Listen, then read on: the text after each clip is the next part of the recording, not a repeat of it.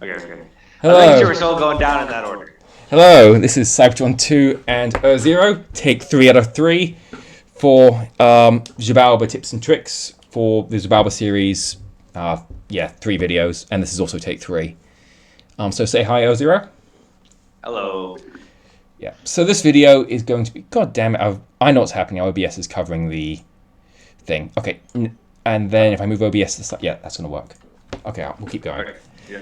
All right, so we've sort of structured this into 6 different things for Xibalba. So you've got map tricks, combat tricks, research, construction, how to hold forts, and individual unit tricks. And hopefully this sort of gives you a lot of insight and sort of ways that you can play Xibalba to make the nation more powerful. So I think we'll start with map tricks. So stuff that you can do on the map layer that's unique to the nation. Do you want to start or should I? You can start because I didn't even know the cave trick until Ah, what's yeah. his name?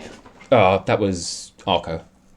Arco. Yes, till Arco showed me. So What's the we'll video? start. We'll start with the map tricks. We mentioned it briefly in the expansion, but we'll go over it again. Essentially, the way it works is your flying units have map move like 18 or often have map move 18 or so, but you get a penalty to flyers of -4 movement when moving in caves. The way the cave trick works basically is if you put a nature summon or a long dead horseman as the commander with the bats, they walk instead of fly, so they don't get the flying penalty and can run further. So that is the cave trick at its basic, and essentially it lets you move an extra tile quite often with the bats, which obviously is +1 movement. The second map trick, which is relevant on Tabal because you've got a lot of stealthy units that die to a stiff breeze, is it's available to every nation, but Rebel uses it a lot, and it is moving your units onto enemy provinces that can't patrol. So if there's a fort that's already being sieged, if there's by someone else or by yourself, if there's a throne, if there's an indie province with some horrifying amount of it's like an event PD, if you put your stealthy units there, the other players aren't going to be able to patrol them out, but you can also sort of radiate your influence further than you can from just going inside your dominion. Because once you start going down people's provinces, you can get patrolled, particularly when you've got 200.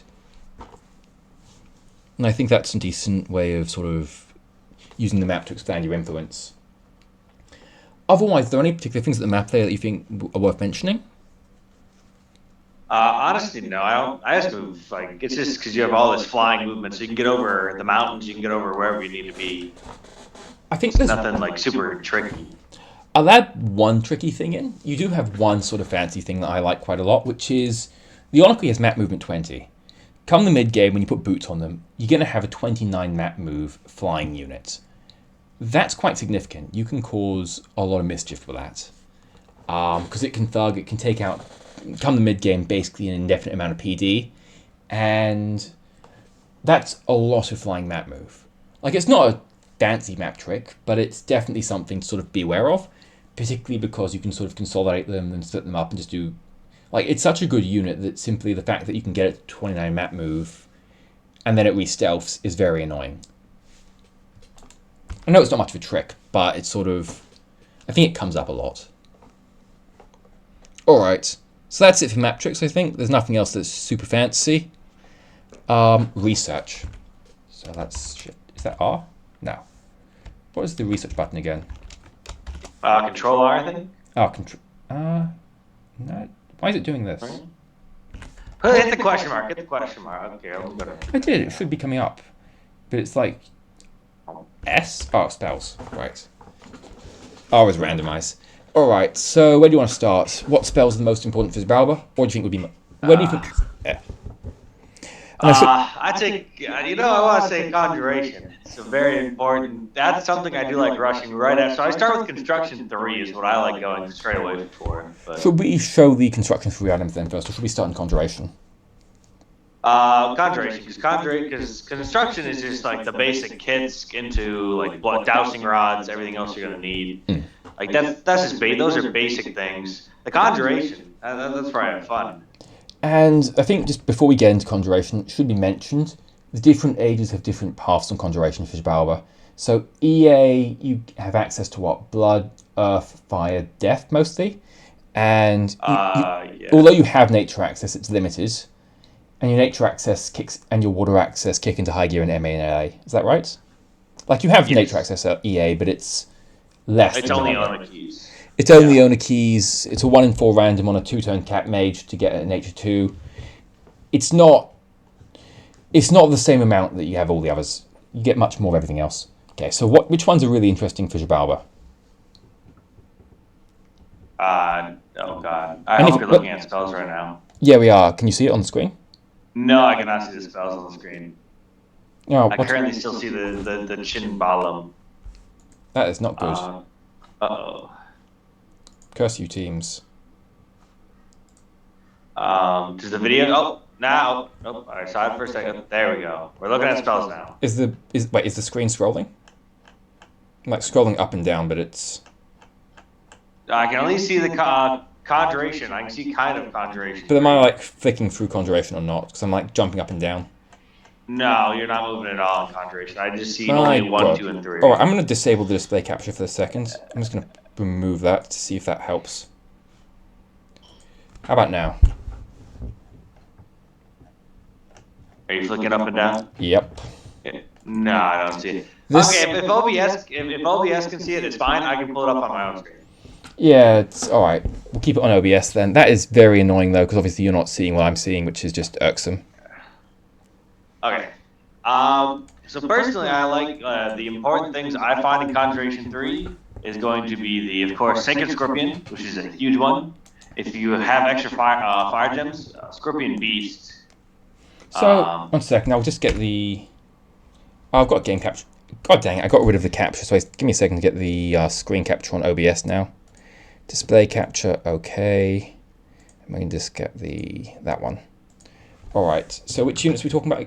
So summoned units on EA Xibalba. EA Xibalba, Summon Sacred Scorpion, Bind Scorpion Beast for EA. MA and LA, I do love the Cave Crab and the Cave Cows.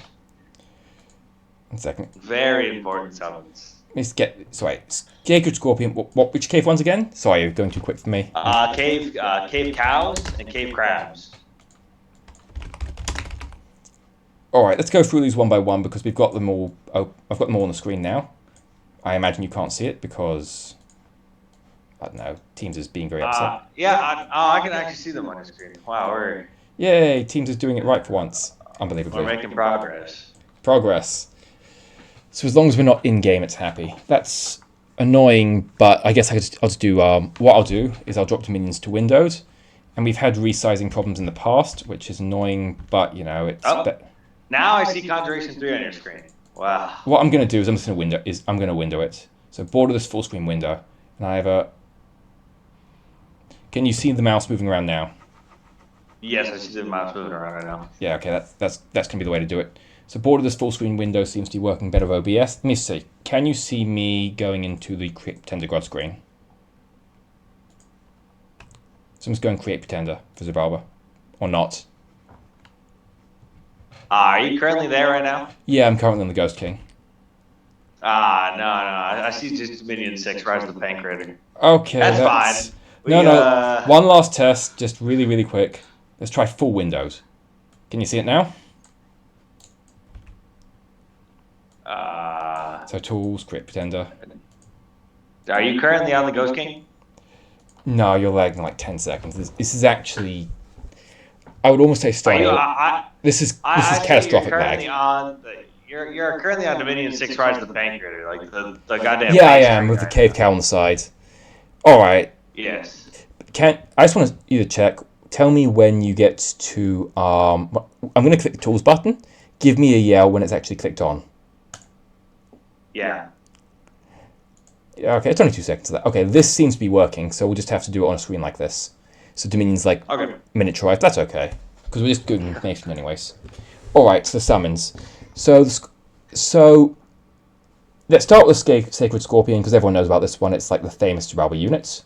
So that's the Con 3 E2 summon that has, what, a bunch of HP, bunch of stats, and obviously Death Poison on the tail, which has, I believe, Arm Pen, isn't it? Yes, or AP. The pincers, don't the pincers also have AP, if I recall? Pincers, yeah, the pincers of AP. tools, quick tender, EA. Yeah, you can see it moving, can't you? Yes, I currently see it moving. Good. Okay, Yeah. we've made progress. We have made progress. So, oh, I can't see them from here, can I? Oh well. Yeah, I believe I believe the entire Sacred Scorpion's AP. So that's the standard unit. These are great. Make lots of them. They're powerful. Let's go on to the other three because they're less. I think they're less commonly known. A lot of people never make these. Cave crab. I was going to keep the Sacred Scorpion up so we can compare the Scorpion Beast and the Sacred Scorpion, because they use two different gems to summon them. So the Scorpion Beast is fire gems to summon instead of earth gems.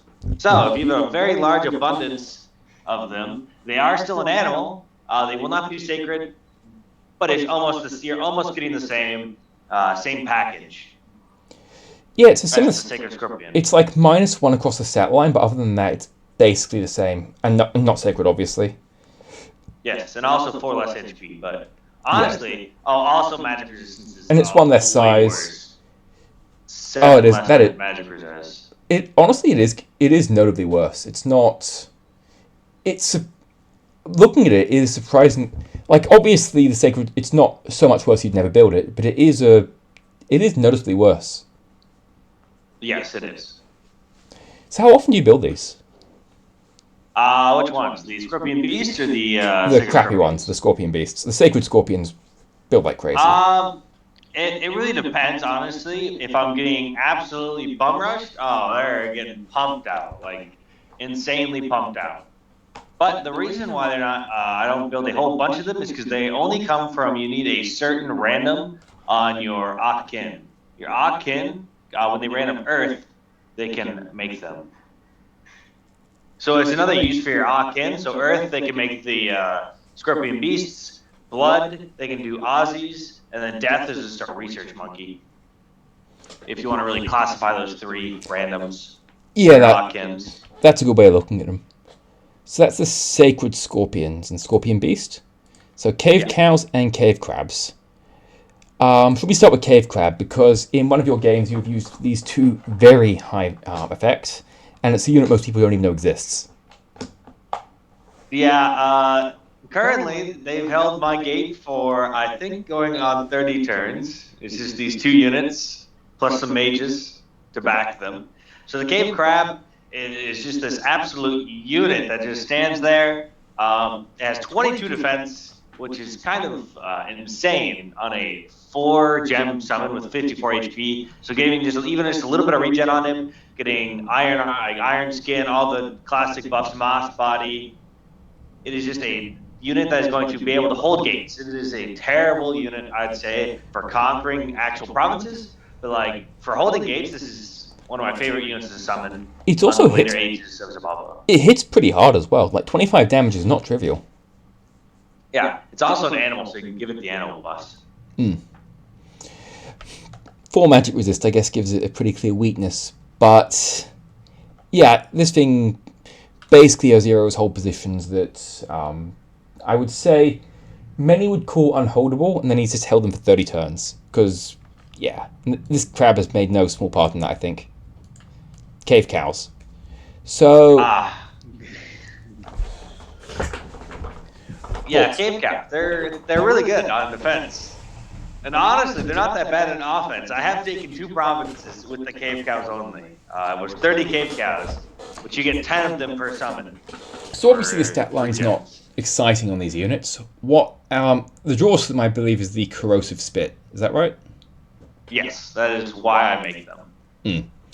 And that's so you get 5 ammunition, and it scales with strength, doesn't it? Like most of these abilities don't scale with strength, but this one does. Well, I mean on the base damage only, but still. Is the corrosion only on damage, or is the corrosion automatic? I think the corrosion is only on damage. So you've got to get damage in, but it's armor piercing. If you give it +4 strength, it's 14 armor piercing, so 28. You're gonna need 28 armor to reliably bounce off it, and even that's a coin flippy. And it's AoE 1, AP, acid, corrosion. So how much to use it for the damage? How much to use it for the corrosion? In short, I'm mainly using it for corrosion. Because currently I'm facing Gath, but honestly, it's just really good in the LA 8 when you're going to be able to summon these en masse. it is just really effective to be able to just eat away at these heavy, like these heavily armored knights or humans or giants, whoever's currently battering down your door.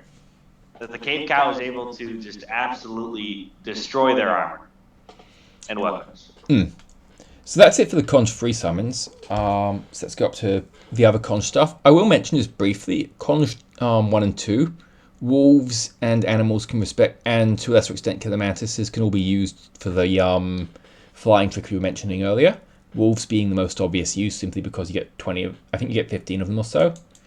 And that allows you to essentially give all your, that's 15 commanders worth of walking. So that's, for 2 gems, that allows you to turn every commander into a walker and just leave a wolf in every province. You can sort of convert them at will. All right. Yeah, So I wasn't trying to cut over you. Otherwise, at 3, obviously you got summon jaguars, but they're sacred, they're good. It's a good summon. Otherwise, is there anything else special at 3, or do you just jump straight to 4? I think just jump straight to 4. All right. Any specific Xibalba things that are really useful at 4? No, I think honestly, I mean, you have Shade Beast access. Yeah. You have Shade Beast access.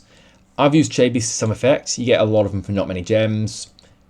They still have magic weapons. Like, they exist as infantry, which Xibalba, desperately lacks. And they can actually keep up map move with your other units, which is a fairly big deal. So I quite like the Shade Beast on Zib, just because they're mobile, they're infantry, they fill a lot of holes that you have in the roster. That is true. If we can go to Conjuration 5, that's when we have another summon I actually summon. Oh, yeah? The Summer Lions. Summer Lions. So what makes... So the Summer Lions are obviously one of the elemental 4. What makes the Summer Lions good? Because a lot of people, myself included, think these things tend to be overcosted. What makes the Summer Lions good? The heat power. So heat power ethereal. So the ethereal... this actually can take a lot of buffs really well. So we've got 0-based prots. You're going to get to what? 20. You get, how do you get to 20? Iron Skin only gets plus 14, doesn't it? Oh, God. Once I might be stuck in Dominion's 5 in my head. How far do you get with Iron Skin? Iron Skin is plus... Yeah, they've reduced it down to 13, which is a big deal, obviously. Oof. Because in Dom 5 it would go up to 20, which just makes these things, line holders. But 13's a lot less than 20. That it is. Thank you. Yeah. Sorry, I was still stuck in the old... Oh, goodness. God, Dom 6 Iron Skin was so good. So presumably they're still decent, but... Honestly, if you could just do Iron Skin, Stone Skin, Iron Skin. No, but they don't stack, do they? You only get the biggest one, I believe. Oh, God. We might have to test this. I don't remember if you only get the biggest one or they stack. My understanding mechanics is very low as well, but I think they get capped off quite early. Because I think you can't layer Bark Skin, Stone Skin, Iron Skin. I think you only get to take the biggest one. I think. This may be true. What do I know? No, I genuinely don't know. I could be completely wrong. I could be wrong. Let's be clear. But I always cast them. I always cast the buffs together. So. Yeah. That might just be a force of habit. So yeah, the Summer Lions, they have Heat Aura. They have Summer Power, so they get a little stronger. And what? They just basically fatigue enemies out and burn them to death. Yeah, fatigue the enemy out. Yeah. And because it's already going to be hot as shit in Xibalba. If, with my scale, it's going to be warm. It's always hot, no matter what we're doing. Heat 3 is pretty common on Xibalba, I think. It also... I do like going Heat 3. And Map Move 20, I guess that does have a level of utility as well. Just that allows it to keep up with everything else, which again, if you do a lot of summons, the fact that it slows down your entire army on Xibalba is a big deal, and the fact that this thing won't is handy. Yeah, this is not my favorite of the Lions to summon, but it is used for fire gems, which I do not find a whole bunch of uses. Yeah, I can see that. Fire gems, until you hit Research 7 and can start making, lanterns, Xibalba struggles to use its fire gems in an effective way. Like you can make a little bit of thug gear, you can make a few bits and pieces, but that's a decent infantry summon if you've got nothing else to do with them. Yeah, the other lion I like is the green lion. I think they're the those are the water nature ones. Water fire. Where are they? No, I know the They're vitriol lines. alterate. They alt 7. Oh, they're Yes, alteration. That's why. man. Alt 6. Should we? We'll jump over to that really quickly. But I'll be honest. At Conjuration 5 is when I stop. I do not go yeah, I like think that's fair. late game. I will go to 8 for shocks, but I don't think. like that is a very late game plan. I don't think Xibalba gets much from the later conjurations. Like at 6, you get, I guess, Fire Snake. So I guess you can like make a crummy infantry line at 6. Like it's not bad. Inspectors give you some path access, but it's a bit middling. 7, You get bombs. they're all right, but they're 60 gems and they're nature, and yeah, you don't get nature that much. So it's you don't get that much from rushing down conjuration, and you get a lot of things. And I think Xibalba gets a lot of benefits from the other paths, as you've said, like stopping it. I think 5 is the natural stopping point for a long point of the game. Yeah. Like you can argue even Personally, even getting I like stopping at 3 early because Yeah, 3s were all I care about. like I think 3 is where you get most of the value. Like 3, you get a lot of value, a lot of utility, and you've got uses at 4 and 5, but 3 sort of you get a lot more stuff at 3. So shall we go down alteration and all the various stuff we have there? Alterations don't even have that many things for Xibalba because of the souls, but Oh, still going to Alt 4 there's is a few toys. So I like Hand of Death solely because it means your honor keys are very annoying in the arena. that's fair. It's this 40 AN on your flying caster. Your guy might be able to take a hit, and it's going to one-shot 90% of everything. So it's just the hand. The Hand of Death is just your arena spell, basically. Otherwise, anything particularly dramatic in alteration. Sorry, going back to alteration. Anything particular that you're seeing that? Oh, let's go down the tree one by one, I guess, because I think you were looking at alt 6 earlier. Yes, I was looking at Alt 6. But honestly, let's only pull up Alteration. Now zoom down. Can you see it on the For screen? the kind of. It's very small, but yeah. Yeah, I'll make it because it seems like you can see the screen as long as I do it like this on window mode for whatever reason. Yeah, I don't know how this works. Yes. Well, it seems the window is working, so we'll just keep it like this. All right. So we're alt.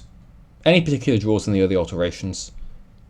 Yeah, the reason I have a draw to Alteration at all is the usual like Temper Flesh, Stone Skin, Elemental Fortitude for your Ona keys. Yeah. I mean, Earth Mail's always handy, just because elves are a thing. Yeah. Moss Body if you're in a later age. Yeah, the later 2 ages just buff you guys up. I don't think there's anything particularly dramatic in, yeah, later age, it's also very age dependent. Like a lot of the alt stuff is better in medium age in LA because the water and the nature alt stuff is really good, and the fire and death for a long time is kind of mid. Like the earth stuff's always good though. Yeah. But we don't have a great access to Earth, so. And Arouse Hunger, although you can cast it, loses value because it's sort of like an most attack spell, but your Nathan sort of has that built in. Let's see. I feel like there's something Alt 5 that was useful, but maybe not. Nah, it's just the Iron Skins. Yeah, I'm gonna say Stone Skin. It's pretty mid still. Like, it's fine, but, there's nothing that's a dramatic draw for the nation. At 6, though, we get Vitriols. But what can summon Vitriols in Xibalba? Your heroes. It's the late age heroes and the MA heroes, isn't it? Like Yes. the EA stuff can't, yeah. Yeah, no, EA does not have access to these lines, like, at all. So Alt, I think one of the other problems with Alt, invulnerability is a big deal. Because when you get that, it makes your honor keys able to kill basically any amount of PD. That's your anti-infantry spell. And then at 6, you get Darkness, Vortex, yeah. And I think Vortex and Darkness matter a lot. Oh, yeah, Soul Vortex lets you kind of go the super communions, but problem is you're so small, so you can't even super communion. I just like it because it lets you make the honor keys go forever. Like you put Soul Vortex, you put invulnerability on them, and they can cause absolute chaos. And then there's darkness, obviously, when all your guys have blindness, so it doesn't affect you at all, and just nukes everyone. So do you want to go over the vitrials briefly? Yeah, we can go over the picture. I like them just because of what they do for you. So again, you have to get this via the heroes, MAOLA, but they just, decent prots. They're going to boost up to like prot 20-ish, ethereal, good stats, AoE acid attack. Does it say Yeah, and also very nice resistance. unlimited Yes, ammunition on that? 1,000%. Yeah, it never runs out. So it's just an infinite acid attack, which is handy. Is it AoE 1? Yeah. Yep. So this thing just sits in the gate, and as long as it lives, it's basically, it's really annoying 3 or 4 units a turn, isn't it? And it's just sitting there forever. I mean, it's not invincible, but it's... You get it to high prot, you stack buffs on it, and it's doing AoE damage. And it's got resists as well, I guess. So the resists mean it's harder to kill. Otherwise, I don't think there's too much in the alteration tree, unless you're going deep. Like, in the later ages, obviously, you've got the Earth stuff. But there's no special Xibalba things, like, other than just, invulnerability, Soul Vortex on the honor keys. Yeah, there's nothing super that you love in there. Honestly, Evo, I don't super go for evocation either, because there's nothing your nation can cast, really. Like, Evo 3, you can get Shadow Bolt. I quite like Evo, but not in the EAs. So in EA, there's not much draw to Evo, because there's other better stuff you can be doing most of the time. In the other ages, you get a lot of the Nature 2 ways, and Evo gives you sort of nice ways to use them. You get Breath of the Dragon, which is a nice way to convert them to damage. You get Web, which is a nice way of converting them to utility. So I quite like Evo between 2 and 4 in the later ages, just because you're making the nature mages have utility. You get, some crummy death spells. They're not great, but they do the job. But I think EA, you're right. I think EA, you just never take it. It just doesn't help much. Yeah, I really don't. I don't even know. You don't even have a pull to the further down the tree until Evo 8. Yeah, there really aren't that many. Storm of Thorns is all right, like at Evo 7, but it's just expensive. Yeah, there's nothing on a super. Yeah, there's nothing that's going to change the way the nation plays. It's going to be a little bit of extra damage, and not that much most of the time. I'll say with the caveat of Nature 4. If you've got 20 ways, the ability to make 20 of these AoE 4 7AN poison AoEs is quite nice, but that's not the main use case for Xibalba's EA, and that's not going to come up too often. Yeah. All right. Well then, on to construction. Should we do construction last? Because obviously forging is a little bit different. Yeah, forging is a bit of a complicated subject, so I agree with you on that. Enchantment. All right. So we've gone over in the earlier videos the expansion with reanimation and the kings. We don't need to go over that. We do have Theft of the Sun here, which is a EA's Xibalba thing. Should we scroll down in tech though? Because there's so many interesting things that EA's Xibalba has. Yeah, okay, that's true. Yeah, we can start from the beginning. So we've got obviously the various forms of skeleton spam. So animate skeleton at 1, at 3 we get raised skeletons, at 4 we get raised dead, at 5 we get the famous horde of skeletons. So you've got that sort of... You skipped over a very important spell, Create Revenant. You use Create Revenant a lot. I always thought it was very expensive gem-wise. This obviously gives you infinite researchers, doesn't it? Well, how I see it as it is 1 gem less for about almost the same amount of outcome. Because if you make not the knowledge skulls, it still costs you 10 gems, and you're getting 10 research out of it. Yeah, it gives you a researcher fairly cheap. It gives you a researcher fairly cheaply, and Xibalba loves its research. There's all sorts of nasty things you can build into. Also, it's just a D1 mage. Nothing wrong with that. There's a lot of things you can cast at D1. I think you make more revenants than I do, because I spam out the kings early on, so I often have 18 gems dumped into Revive King. Yeah, I'll be honest, I never cast Revive King. And otherwise in enchantment, you've got some interesting buffs. Gifted Giant Strength is quite useful on your sacreds. Not the demons, but the regular ones. Oh, Twiceborn. So MA and LA, you get the the giant frogs, which basically 8 to 9 paths, fantastic with twice spawn. Sorry, they start with 7, I think. It's 7 to 8 paths, great with twice spawn, just insane. And they swap over to the Atlantis chassis, so they actually gain sailing, which we only discovered recently, which is hilarious. Other than that, well, I discovered recently, I think you already knew. I'll be honest. No, I didn't know there was a. It swapped over into the LA Atlantis form, which was kind of weird. Like when you messaged me and asked me about sailing. Sailing. Yeah. So, in short, if you want to have sailing bats, just convert one of the giant frogs and it will gain sailing for some reason. Because. Or you can do it on the small frogs, so it'd be cheaper twice parting. Do they gain sailing too? Oh, right, yeah, they're right. They swapped to the Atlantis chassis. You're right. Yes. Yes, they swapped to the Atlantis chassis. So any frog can be twice ported, and it gets 999 sailing size for some reason. Yes, which is a very fun quirk of Xibalba, and I am sure it's going to rage bait at least one player at some point. All right. Yeah. Sorry. Yeah. I'm gonna say it's the sailing pirates. Yes. The bats. Right, so other interesting stuff that Xibalba has. Enchantment's not really exciting outside the Raised Dead. Like, you've got Twice Born, obviously, you've got bits and pieces, but there's nothing that's particularly dramatic on Xibalba, I don't think.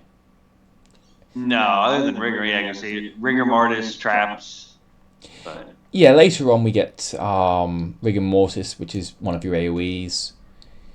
I guess you get... You can't cast much of this for a long time. Life after death, yeah. LA, you can go towards rituals like Earthblood, but it's kind of... There's nothing that's particularly dramatic for Xibalba. It's just fairly... The stuff that's good on Xibalba is good on most nations, I think, for the most part. And then Theft of the Sun, which you were mentioning earlier, which is... I think we mentioned this in the nation overview, but we'll mention it again now. Theft of Sun is a fairly fun spell. Yeah, fun is lucrative depending on what side of it you're on. Yeah. Well, I mean, I think the only way of looking at this really is it starts half the. It's going to divide all the players in the world. So anyone who doesn't have darkness penalties is going to love you because they're going to start tearing apart their neighbors, and anyone who does have darkness penalties is going to want you dead. And there's no middle ground, I don't think. So yeah. So I guess this makes friends of all the cave nations. So if you've got like Abyssia and who's got, Dark Vision, and you've got, I don't know, what's another couple of cave nations? Agartha. They're all going to love this because they're above ground and they're just taking everything, and everyone else has got these -6 penalties in every fight. Meanwhile, all the above ground nations are, the player's going to want to punch you because you just completely gutted all their armies. The other thing is the income, although it hurts everyone, it doesn't hurt I would say it hurts everyone equally, but it feels bad. So for all it's only giving you like a 30% income lead over everyone else, it's reductive, not additive. So it's not like you're getting stronger, they're getting weaker, which always feels worse and makes players want to react more. So that's Theft of Sun. Is that it for enchantments? Yeah, that's it for enchantment. Thaumaturgy. I get to Thumb 3 and I kind of stop around Thumb 3 most of the time. I guess Thumb 4 for the site searching. Yourself? I was going to say, I like Thumb 4 for Terror. I don't use Terror much, so we'll have to go through the entire tree. There's a lot of stuff here. Well, it's weird stuff. There's nothing like super insane, but lots of... I think it's fair to say there's a lot of utility in Tharma. Yes. And a lot of counters. The breaks and the gifts are very much countering things.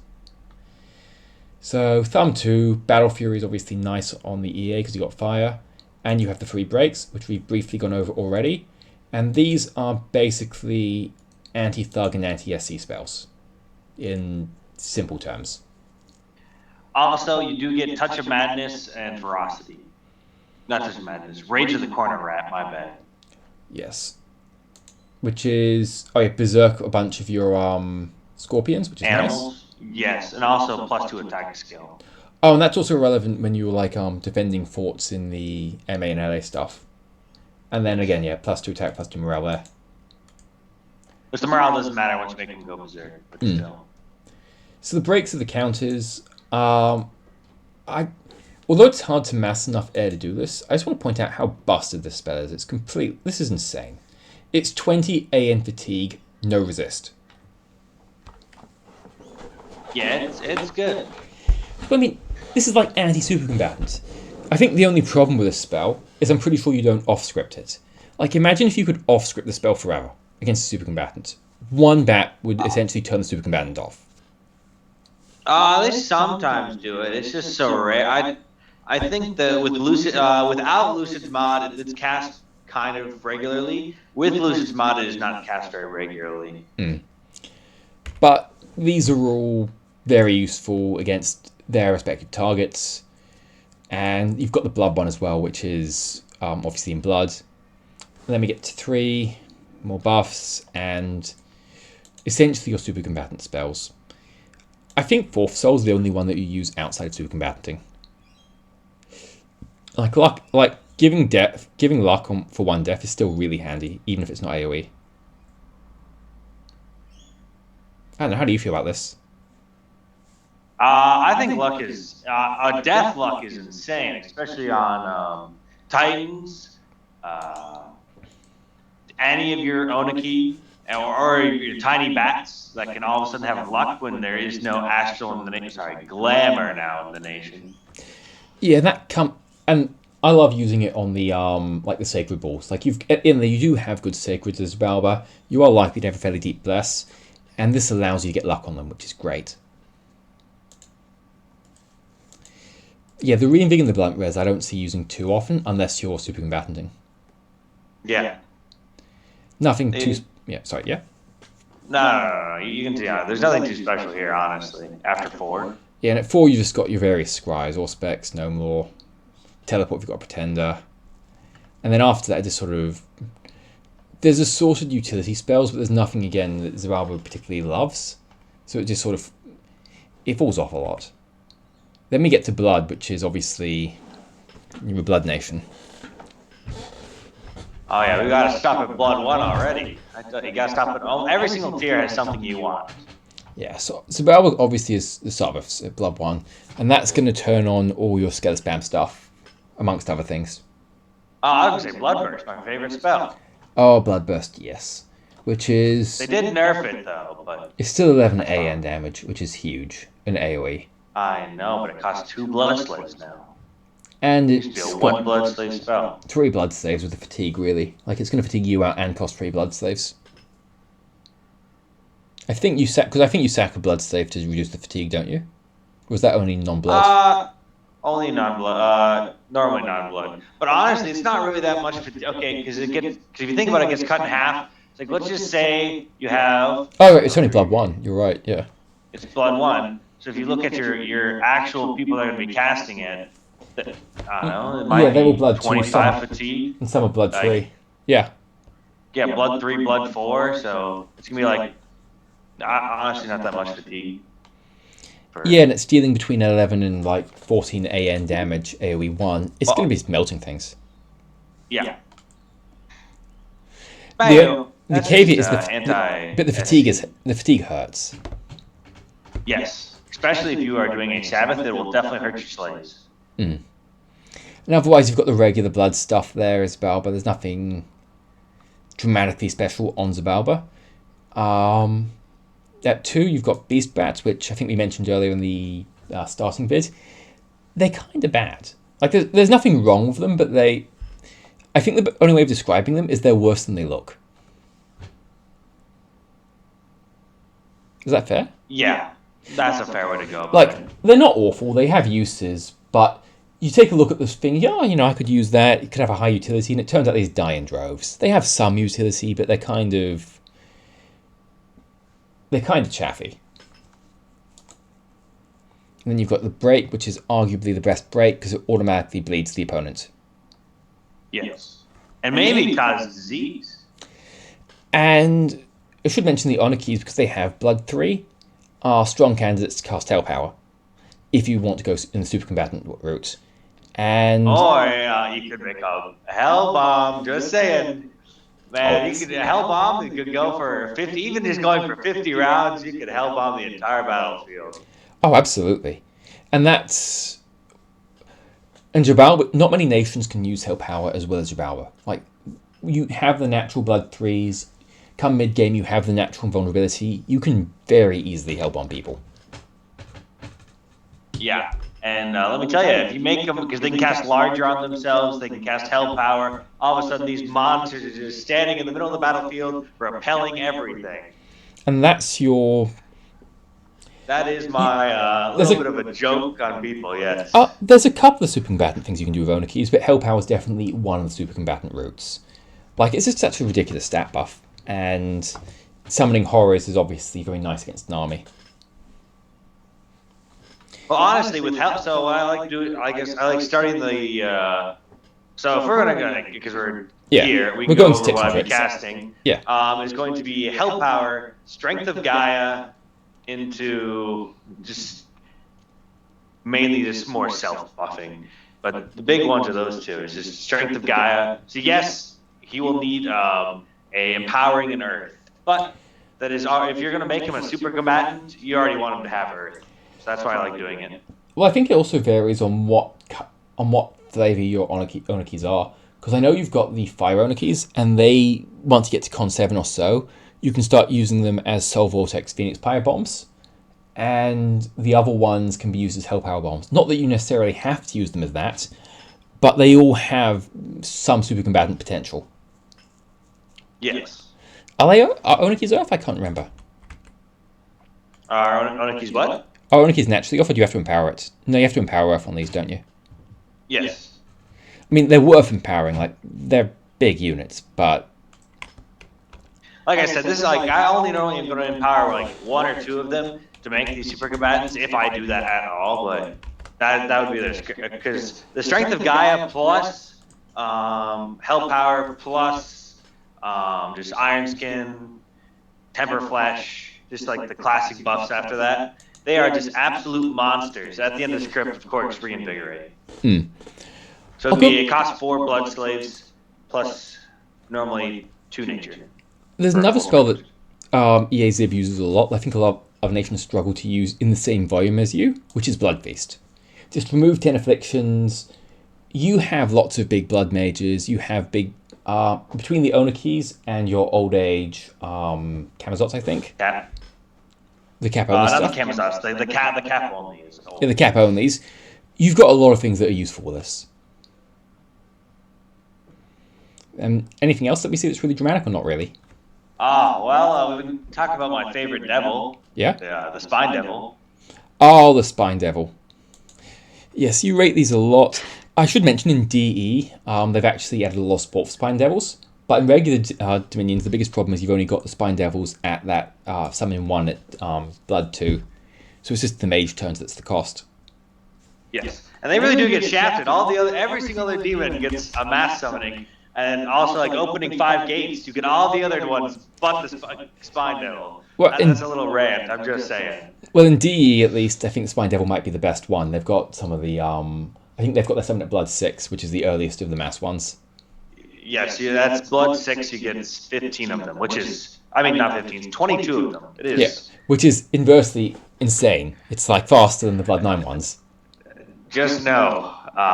in whatever our DE game does start, that someone will be getting a dump of Spine Devils on their door. Oh, the reason I love them is I have to at that point, just for the principle. So what makes these guys so cool? Okay, so 16 magic resistance, 13 protection, 2 venomous attacks, which are both magical, poisonous barbs. Oh, they're magical. 25 HP. Yes, they are magical. Yeah, that's interesting. Because you don't usually get... also 12 attack, 12 defense, too. The poison barbs is when they get hit, they get poisoned as well. Yeah, the biggest problem this unit has, I think, is you have to spend a mage turn on it. If you didn't have to spend a mage turn making it, it'd be great. So obviously in DE it's going to be better, but that's the cost in regular Dominions, isn't it? It's not the... Yeah. I would honestly still pay for it if they came at, like, Blood 5, you could summon 10 of them. Yeah, if you could summon blobs of them, that'd be great. Like, the biggest problem is there's no way to summon more than 1 at once. Is that fair? Yeah, it's such a terrible ratio. Early game though, honestly, not the worst infantry. Like you don't really have a whole lot of anything else for infantry. It's got You can poison do a lot barbs. worse You can than buff that. it. Actually, with poison Yeah. barbs, I guess it's a very, very good buff holder. Because if you can get its prot up to like 22 or something like that, and it just stands there, the damage is built into the poison barbs. Also, you don't forget you also can buff them because they're a demon. You can just do the classic demon buff. Now all of a sudden they're swinging for 19 at attack skill 12, Yeah, I can if see not these things. higher. I've never built these things, but I can see them being annoying. And you have convinced me on many occasions that the Spine Devil is an underrated unit, but I've always struggled justifying the spend a mage turn, get a single unit things. It is expensive. Yeah, I cannot disagree. It is a very, very mage heavy summon. All right, so if we scroll down then to the things that are on the tree, Blood 3. Oh, well, we also could cover Blood 1. I did skip over Oh, what are these? 1. Fiery Imps. Fiery Imps, are they good? I thought they were expensive. I thought they were expensive for what they were. I mean, you could make them. It's 5 slaves for 5 dudes. So it's 1 slave per dude with like throw a little fireball. Depending what you need. It's an actual ranged unit. Fiery Imp. Oh yeah, it's got throw flames. Yeah, it does. What's its damage? 5? I guess it plinks them. I don't know, I've never found these things do enough damage for me. I've always struggled to make them good, but I might be just using them wrong. Well, hey, well, it does say 5, yes, but you can just cast the power on them. So it's 9 because they are demons still. Oh yeah, 9 AP. You're going to start breaking through. They don't cost many gems. They can patrol in the meantime. Yeah, I can see these things having utility. Like I said, we're just going over utility summons that this nation does. Well, at least I do. Let's be clear. I don't know if everyone's summoning these janky things. We also have Blood Boil, another very. It is not AP. It is only AN, but and can be resisted. But if you don't got slaves, Blood Boil, pretty good spell. Oh, that's right. And you have natural fire death mages. So yeah, that's just MR range 25, 11 AN on a bunch of your like these sacred mages. Yeah. Yeah. And then if we go a bit further down, I'm just going to jump down the tree because we've still got to go through construction and tricks. Yes, gift to the first soul, of course. Which is just regen, which is very nice to have on blood, which is a strange path to have it on, but not complaining. You got your binds. Jaguar. Do you ever cast crossbreeding? Real quick. I've never really gotten big into crossbreeding because I find better uses for my slaves. But Dominions Enhanced has buffed crossbreeding quite significantly. There's good reason to cast crossbreeding in DE, but I think in flat Dominions it's not good enough as is. The reason that crossbreeding gets better in DE is firstly they've sort of expanded the crossbreeding tree, and secondly they've moved the crossbreeding artifacts down to like Con 5 and Con 7. So you can actually get and the tree of crossbreeding spells is better, so there's a lot more reasons to go down it.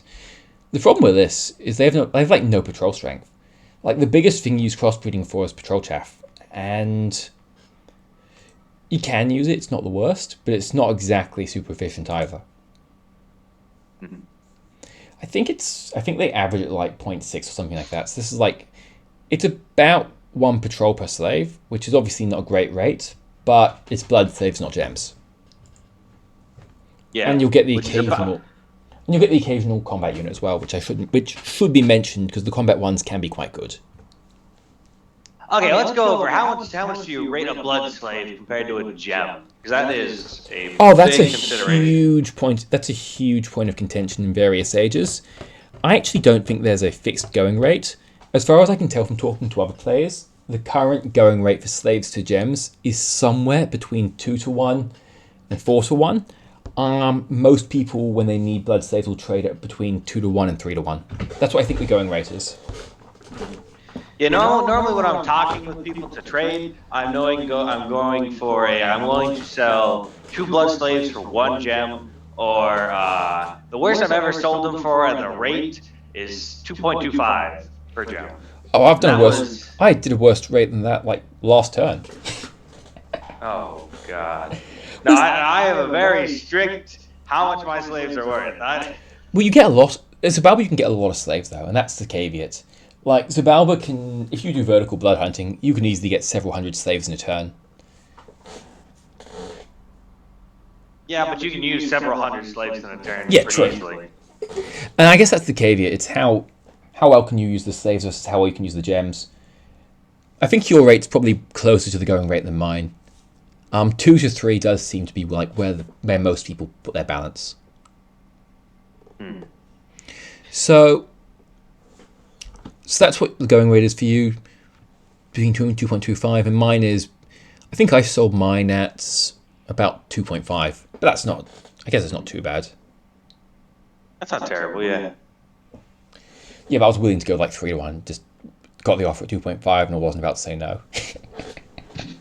Oh my God, 3 to 1 is just such a bad ratio. Like even in massive games, like Bosmos games, I sold my slaves for 2 to 1 ratio every time. Yeah. Alright, so let's go on other important spells. Blood Fecundity, or I can't pronounce that, but anyways, +2 growth in capitals. Yeah. I know a lot of people talk about spamming this out in non-capital provinces so you can blood hunt for longer. I just can't see that being any good. Like, it costs a lot. I can see it being in big population provinces, for the extra golds, the exponential. But if you're chucking 20 slaves into it or 30 slaves into it, like if you're doing it on like an 8k province, what are you going to do? Maybe at the end of the day you'll get an extra, 1,000 population if you're really lucky and it goes forever. Like, that's not worth 30 slaves. I see it like I only really cast it in my big like farms. Yeah. Like actual provinces that have a decent amount of population that'll actually exponentially grow. But this is for turning, I should clarify, this is for turning blood slaves into gold. It's not for exponentially growing your blood slaves. Yes, it is definitely. You're not getting a single more. You're not getting any more blood slaves to cast this. What you're getting is more money. Yeah. Which, when you're a hell scales, you need the money. You don't need the slaves. Because I've read from so many people, you cast this and then you can make more blood slaves, and it's like that math does not add up. Statistically speaking, that is a false statement. Yeah. So, in short, this is used to turn slaves into gold, and if you do it in big provinces, it can be quite a good rate in your bigger provinces. But, yeah, don't go just casting it randomly everywhere. So we should cover the 3 important spells, I'd say, in Blood 4. Of course, Aussies, Bind Jaguars, which is... The only reason I glanced over this is it's so important. But you're right, this is the most important spell. Some people play Xibalba only for this spell. This is your Jaguar Fiends. We went over in number 1 of the units, and we've gone over them in enough detail. I don't think we need to go over them in detail again. They're insane. Yeah, I'd say... Yeah, Bloodlust, Hellfire, Bind Jaguar Fiends are the, I'd say, biggest 3 in Blood 4. Of course, yeah, Bloodlust is also there. Oh yeah, and Bloodlust gives everyone strength, all your demon strength, which is a big deal, and Hellfire is... What, it's just AoE armor piercing? 2 AoE 3 AP 2 fireballs at the same time. Oh, fire's 2, so it's essentially AoE 6. That's pretty good. AoE, yes. But it does a lot of damage if you have even just a small communion, that is a massive fireball coming towards you. Oh, and the damage goes up pretty quickly as well. And it's... You see, I should point out, because this is really weird on the paths, because blood is first, blood is the spell that's counted towards the bonus damage. So if you've got a blood, fire mage, and then you communion up to +3 blood, so he ends up at 5 blood, and you say, I don't know, have a blood dagger, so he gets to 6 blood, or whatever. At 6 blood, that's going to be +5 damage. It's not going to be counting the fire. So that goes up fast. Yeah, with 2 projectiles, also the damage increase kind of doubles. But it's good at killing infantry. Yeah, it would be. And I haven't used this to great effect, but 2 AoE freeze is quite a lot for a single spell. Like, particularly, the research 4-5 level. Alright, so we get to 5. Anything dramatic there? Hellbind, of course, Hellbind Heart, Bind Demon Knight. So Hellbind Heart is Bind Enemy Soul. I've never found great use for this, but Xibalba can use it.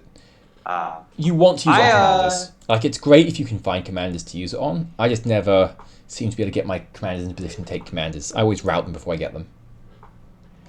I like using it for fighting giants. When I fight giants, I love a free giant. Mm. Like Fomorian giants, the elves. I love stealing elves. Like anybody I can get, any free units, because that really messes up someone's, like, even just messing up someone's formation in the middle of your formation. All of a sudden, I now own one of your key sacreds. Yes, I do dream of a day where I can stealth bomb like 20 bats into a province and then just gain 4 commanders doing that. But that day hasn't come yet. What a sad day. Hellbind Heart, Bind Demon Knight, Horde of Hell. Yeah. The Demon Knights are expensive though. Like, they're very strong, but they're 15 slaves. And the problem with this is not that 15 slaves, you have the slaves to cast this. The real problem, you're only getting 1 though. The real problem you have as a Xibalba is everything has to be weighed against Onaki. So not Onaki, the Jaguar Fiends. And the problem is 3 Jaguar Fiends for 18 gems beats out summons, a lot of summons. So Hordes from Hell. So that's that's a raiding spell, isn't it? Yes, 40 imps and a devil. 40 imps and a devil. So it's a bit like sending out a raiding squad of your own, except obviously it's blood summons, and I think 40 imps are actually stronger than 40 naked Zots, which is depressing in a sense, but I think it's true. Oh, I don't know. It's a close one. I don't know who to put money on, but it might have to be they're close. The imps. I think it's the imps because they actually have 15 defense. All right. You have a couple other things. You have Reign of Toads, which is just a great nuisance spell. I've never used it, but 40 Unrest is not nothing, and you can cast them on your own keys. And there are only 20 slaves. You could easily lock a cap down using this. And Succubus and Incubus. These don't come off your regular paths, but if you have these on your Pretender, they cut you into Glamour, which is non-trivial. Yeah, they are very good summons if you can get them. So yeah, these are because they've now buffed. They have buffed Dream Seduction because you can make that stupid little item. Yeah, the +2 Dream Seduction. So we go a bit deeper in the tree now.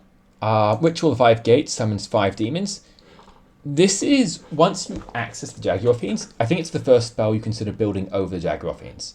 Jaguar Fiends is still usually better, but this is at least in contention.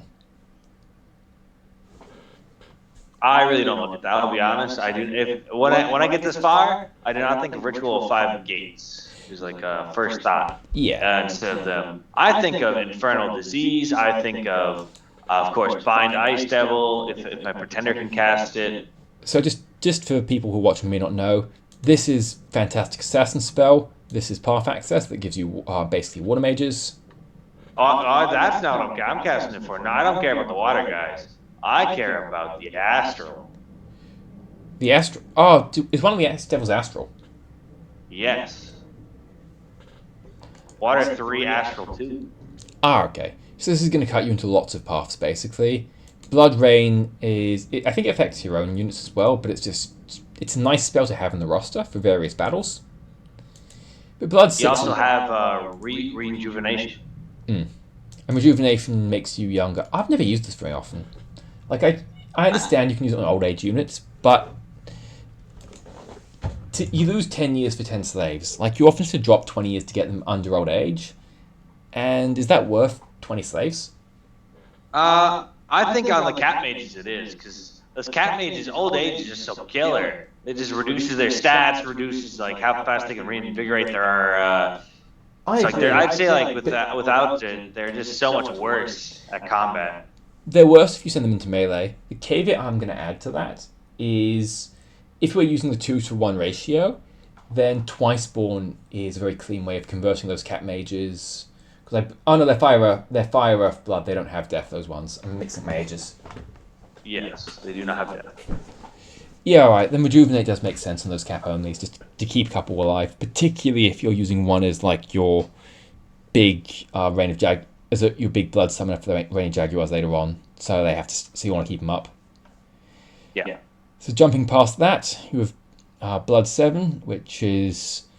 Papa Ill Earth, I'd say you don't... Archdevil. I would say you actually don't get that much utility here, but you get some very powerful spells. Is that fair? Because you get a set... Yeah, that's fair. Fundamentally, you get your super combatant you get your heavy thug / super combatant summons. Archdevils, which are just great. Onakis, which are great. Olaf, which is great. They're just great ways to spend 100 blood slaves, all for different reasons. He gives you fire blood, flying, evil thug chassis. He's super combatants, and Onakis are, we've already gone over them. They're just great. If you need, it is a slightly different Onaki chassis, but it's basically the same. But also, if you really need the Fire Astral, the Archdevil. Yeah, Archdevils are great for that. And then we finally get to 8. Like, obviously, Blood 9's got all the Blood 9 stuff. And at Blood 8, we just...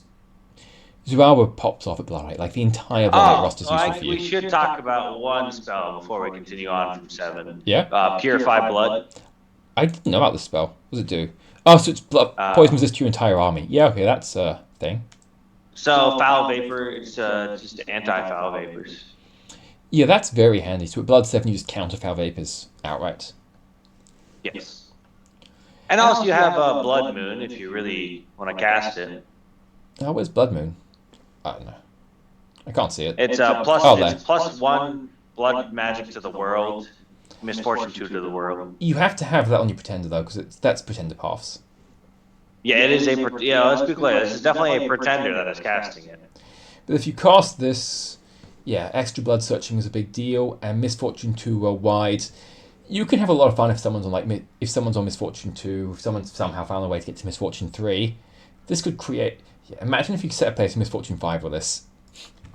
I have never seen the worst I've ever seen is Misfortune 4. I don't even want to know what Misfortune 5 has to tell for you.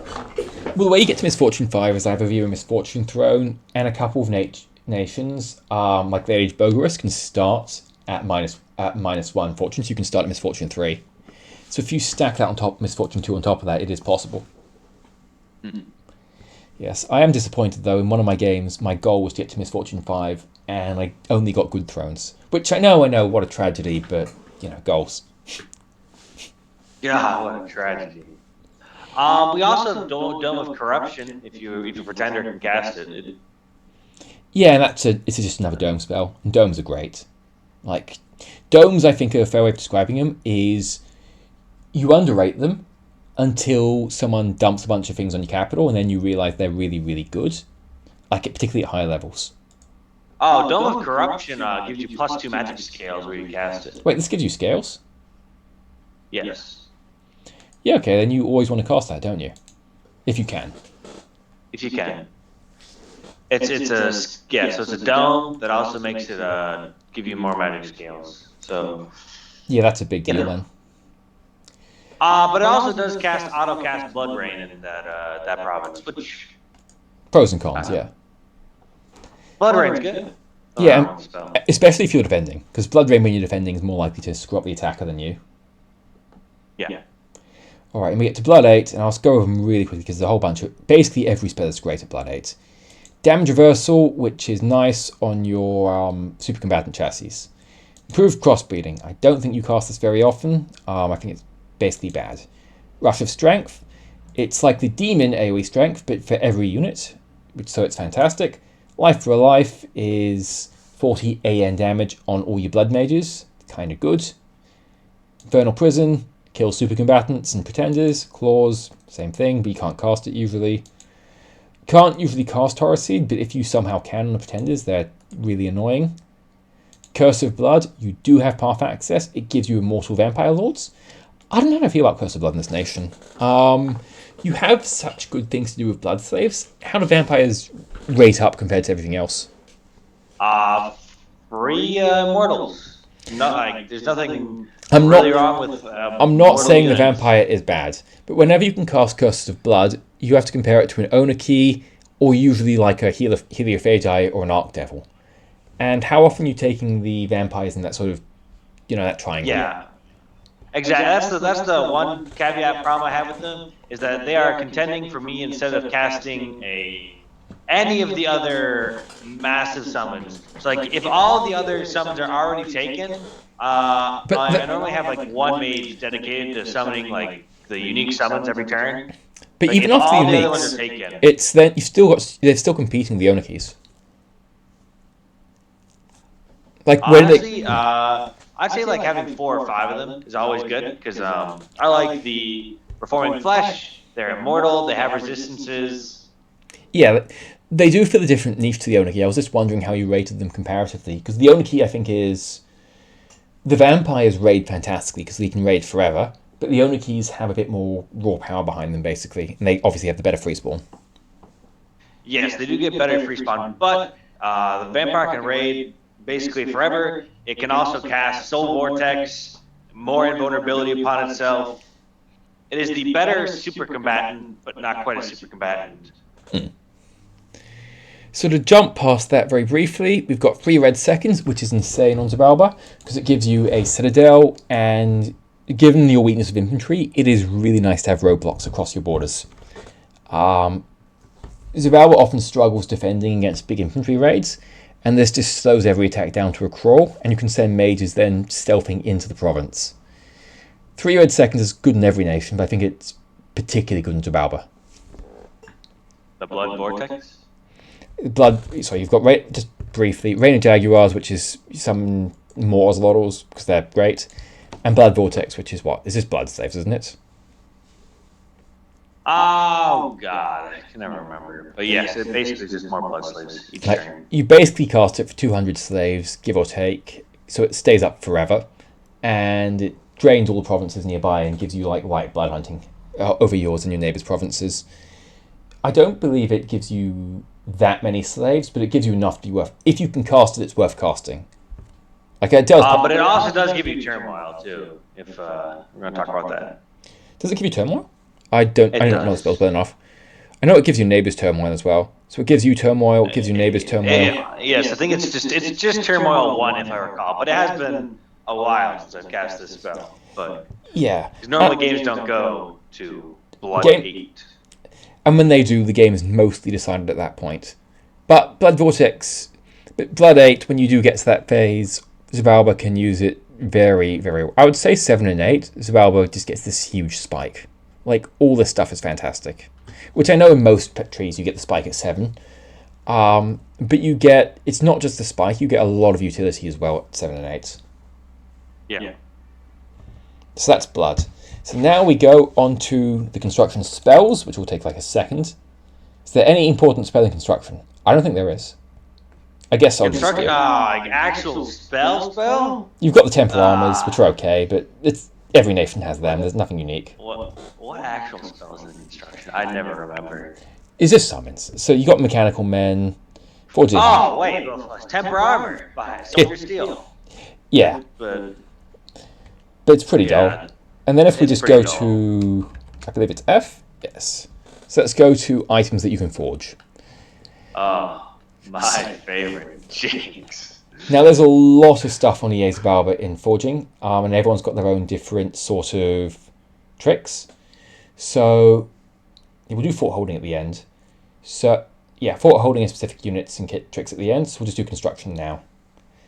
Okay. So any trinkets that are worth building? Like what trinkets are there any trinkets that are worthwhile for Xibalba? We'll just go up the tree. A pike. It's the astral one, so if you have to have the astral access, but it just gives you repel, right? This is just the repel item. I really like repel thugs. Is it perfect? No, but they're great fun, and they don't require much to make them into thugs either. Like you give them a pike and they're done, which helps. I like giving them a pearl too, but a pearl is just more slaves. Okay. The helmet's not the worst if you're going for because it converts over when you start using black steel plates. I think black steel's definitely decent on Xibalba because you've got the earth access. Full plates are usually too expensive just because it's so much encumbrance. Yeah. But I think you black steel up quite a lot of the time. It's a common use for armor. You don't have armored units. You actually have a couple. So you do have a fringe case where you want to build the ring mail and the berserker pelt, which is the most hated item in the game pretty much. The fringe case for the berserker pelt is when you have one of the armoured flying bats as your prophet. So you put this on so we can fly further, and then you swap it over to a scout because you don't actually want it on the prophet. So the goal of this basically is you use it to reduce the map move penalty to 0. Like you do not actually want it to activate. Yeah, I've never used it for that because I'm always afraid that I'm going to bump into an army on the other side and all of a sudden get hosed. Alright, the Berserker Pelt is very iffy as an item, and there's only a short window when that occurs in any event, because once that window is shut, you can build basically the same thing at Con 3 in the Ranger Cloak, just without the chaos. So this map move 0, same gem cost. If you've got no stealth, makes no difference. So it's the same thing at Con 3, just without the risk. But you do. It's a nice option to have in the toolkit. You've just got Boots or Long Strides. You do build these every now and then, I think. They're not great, but they fill a niche. And the various res rings. I don't think any of these are usually picked on Xibalba, like unless you're making super combatants, in which case take. I like the snake one. What do you use the snake for? Just super combating? Well, you're gonna need to look at a different item. Oh, you're using the snake. Are you using snake bladder stick thugs? Yeah, snake bladder stick. Yeah. Yeah. So that's it for the trinkets. Let's go over the magic items because there's a lot of utility for Xibalba here, particularly across the ages. First one, Scepter of Authority. Thoughts? Honestly, never really used it. I try and have 2 whenever I play Xibalba. Basically, exactly 2. The description I have of this item is I forgot to build the right number of commanders, but it's okay, I planned this. The Scepter of Authority is I fucked up contingency button for patrol chaff. The plus 50 leadership means you always have enough leadership on your patrol commanders, and you can always rapidly panic recruit one if you made a mistake. It's like if you get your numbers right and you're shuffling correct, you don't need it. But if you assume you're going to mess it up, it's really handy. That's fair. I'll be honest. How I play, which if you've seen how I've played most of my games, is I'm very loose player. The numbers, they'll figure themselves out on the other end. That's why I like having 1 or 2 of these. They only cost 5 gems, and they're very much I made a mistake, but it won't cost me because I've got a Scepter of Authority sort of contingency. It does have you 5 fire gems. I can do so many things. It has utility outside that. Well, it's not that much, because you have problems spending your fire gems early for the most part. I just find it's really useful to have 1 or 2. Just if nothing else, don't forget if you've got a bunch of units in a province and no commander, you can put this on a mage, and suddenly you've got 60 leadership. It's not. It very much is your I made a mistake button, and you're usually moving from lab to lab, so usually you get to shuffle it every turn. I don't know. I like instead of that, I build. There's one item I like more with fire gems early. Mace of Eruption? No. Of course, your little pal, the dragon helmet. Oh, the dragon helmet. We'll get to that when we get through I think we'll go through the weapons. There's just so much. If we don't go one by one, it's going to get out of control. Or should we go by? Or should we go by gem type? Should we go by? God, going by gem type might get a little complicated later. Yeah, let's just go. We can just go by tab. Yeah. So Mace of Eruption, it's the AoE thug spell. You put on other keys, makes for good early thugs. There's nothing dramatic here until we get to the Coral Blades. So this is for MA and LA when you have water access. Yeah, you definitely can get a water access. It's we didn't cover this we didn't cover it in the spells, but if you didn't know, we can get water access naturally. It's just what's the natural access? Okay, so we're gonna have to cast a couple spells to get there, but you can summon summon naiads. Oh, but they wait. I thought the naiads require nature water already. 1 second. Let me pull up which ones we're gonna need. But yes, there is a path. There's a couple summons you can cast. So via the conjuration chain, you can get into water. I don't think we need to go into the. Yes. I'm not trying to cut over you, but there's a way. Yes, there's a. It's a convoluted path, which involves water. This is tips and tricks. We probably should go through the convoluted path because this is sort of. That's what tips and tricks are for. Okay. So we're going to be ending at, of course, Contact Naiad is going to be the end spell for us. So we end there at Water Free Nature 1. To get that, we obviously need a Water Free Nature 1 mage. Or you can just have it on your Pretender. Normally, the easiest way to get there is just bind Ice Devil and then empower them in nature. You could do that. Is a yeah, that's simple. Varies. That's late blood. That's blood 7. Sorry, blood 6. I think Ice Devils. Blood 6. Or you want to do a little bit of a funnier route. It's a little bit more complicated. It involves summoning a water kobold. Yep. Is that Water Glamour? Water Glamour, yes. Yep. And then making them the water ring and the water cloak. Oh, so they get cast the spell. Do they have nature built into them as well? Oh shit! Never mind. They're the wrong kobold. No, they're not the water. They're the nature glamour kobold. Oh, and I gotta go find this. The important thing is you have the imagination. It's like you can get. The point is you get to Naiad. The point is as long as you work hard enough at it, there are pathways. There are. There's the Fairy Queen is always an option. Oh, the Fairy Queen gets you there. If you got. I don't want to count her. Yeah, we're not. At that point, that's. We don't need to go too much into detail. The point is via either Pretender paths or Conjuration chains you can get there, or a small amount of empowerment. Yeah. So Coral Blades, why are these great? So obviously they're plus 8 HP, which is big. Love them. That's a lot of HP for a 8 HP bats. But also, draw blood is kind of huge if you're trying to win duels. Very as useful long as they didn't go with strong blood. Or whatever the enchanted blood that counters draw blood. Yeah, it's going to get through them. Otherwise, are there any other particular obviously? I like the stinger. Another repel weapon. Yeah, rank 3 AP repel, Gorse with parrying. I've tried this on the owner keys. It's surprisingly hard to get to that critical mass of defense tanking. It is. I'm not sure. I'm not sure going Gorsh is a great idea. Maybe you can go for like a Gorsh Hell Power line, because that gives you another +2, so maybe plus 14 defense is enough, plus your bless. Because if you've got like Blur, you might get it to like plus 16, plus 8. You could easily see it plus 16, plus 18, or plus 16 awareness. Wait, just your tracking. Hell Power gives you +4 to all stats. Oh, so it's 4, so 6, 12, 16. Yeah, I could see it. So I could see like a double Gauch Hell Power variant. But I've never really found these impressive in the general case. You'd need to make something. You would need to build very carefully with these, because part of the problem with defense stacking is if you go slightly too short, you lose everything. You lose every item. Your defense stack, it's a complete catastrophe. So you have to hit that critical mass threshold. Otherwise, Smashers has a niche use. If you have to storm forts, they have statues in there. Like gargoyle statues or pretenders. But I'd say that's not Xibalba specific. I'm trying to focus on things that sort of, that Xibalba can use well. Hammers, you have hammer access, MA and LA, which is good.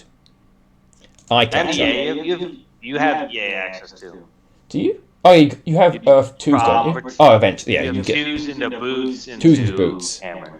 2s into boots. So you get access to eye catcher, MA and LA automatically. This is a pretty good item, and it's better than it looks for newer players. And you were the one who I believe told me why this item was so good, and I haven't been able to unsee it since. So what makes this item great? I really like it just because if you can break through their armor, it's AN first off. Also, an eye loss. If I take both your eyes, or have 8 eyes, or a spider, you'd have a -9 to all your stats. Good luck hitting me. Yep. So this item is massively powerful against thugs and super combatants because it's AN, so you can't resist it, and then it makes you lose your eyes, so even if you're only taking 1 damage, after 2 hits your unit becomes worthless. It's just really good for grinding people down, and MA and LA you have automatic access. Otherwise, Rod of the Leper King, I always build one of these as well. Again, emergency button to carry the bats, but to carry the demon bats, what are they called? Not the Onikies, the Aussies. Yeah, Aussies. So I always have one of these just as an emergency button.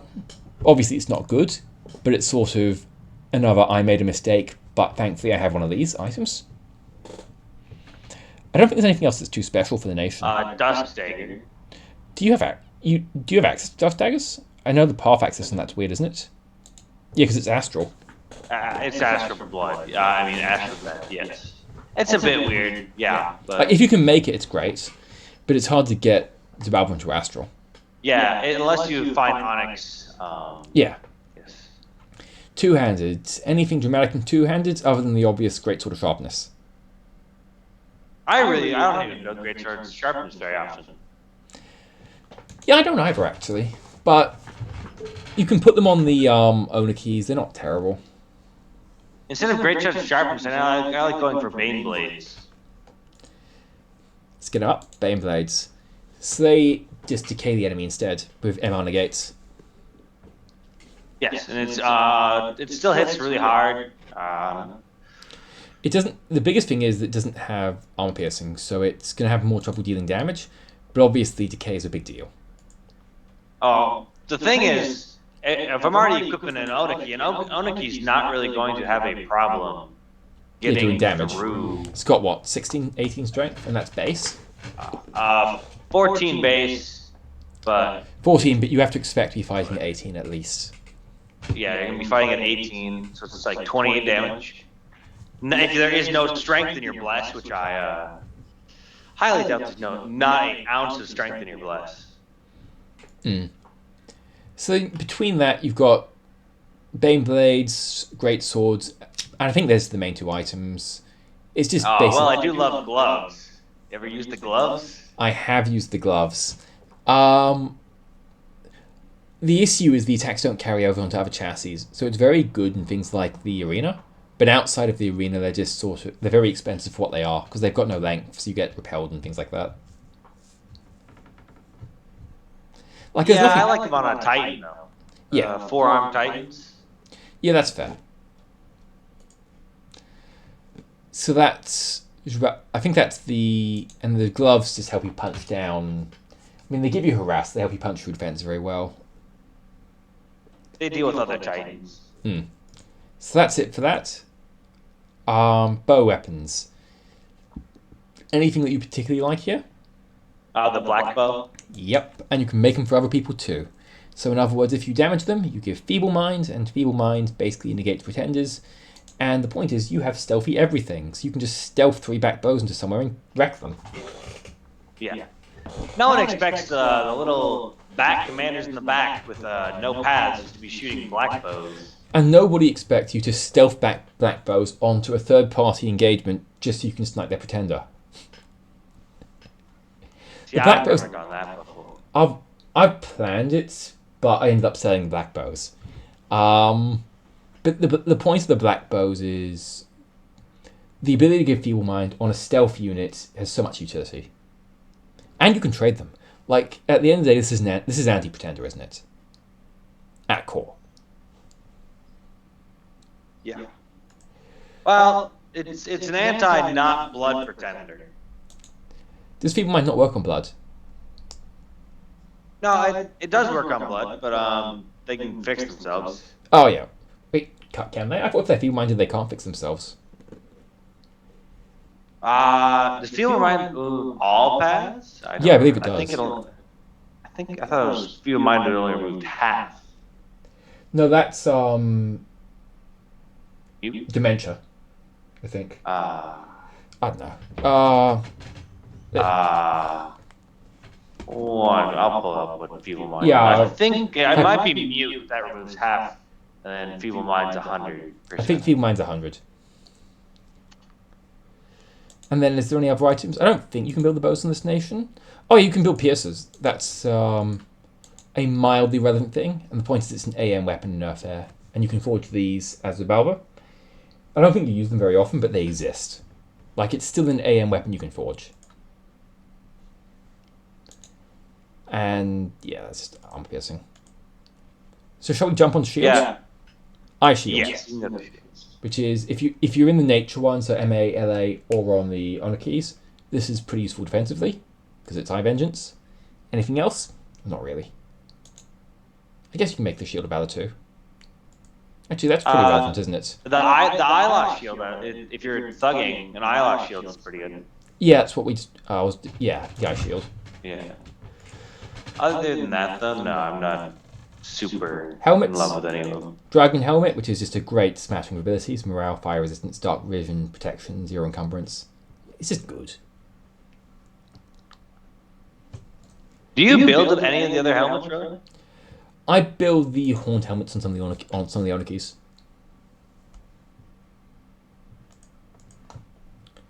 So like these four, no. Crown of Lead exists, but I never end up building it.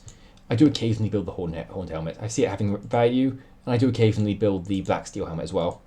The other thing is these are 3 different paths, which is also notable. So fire, nature, earth. So what you have available is going to determine these, and they all have a different niche. Like this is slightly more armor, and more importantly, it's earth gems.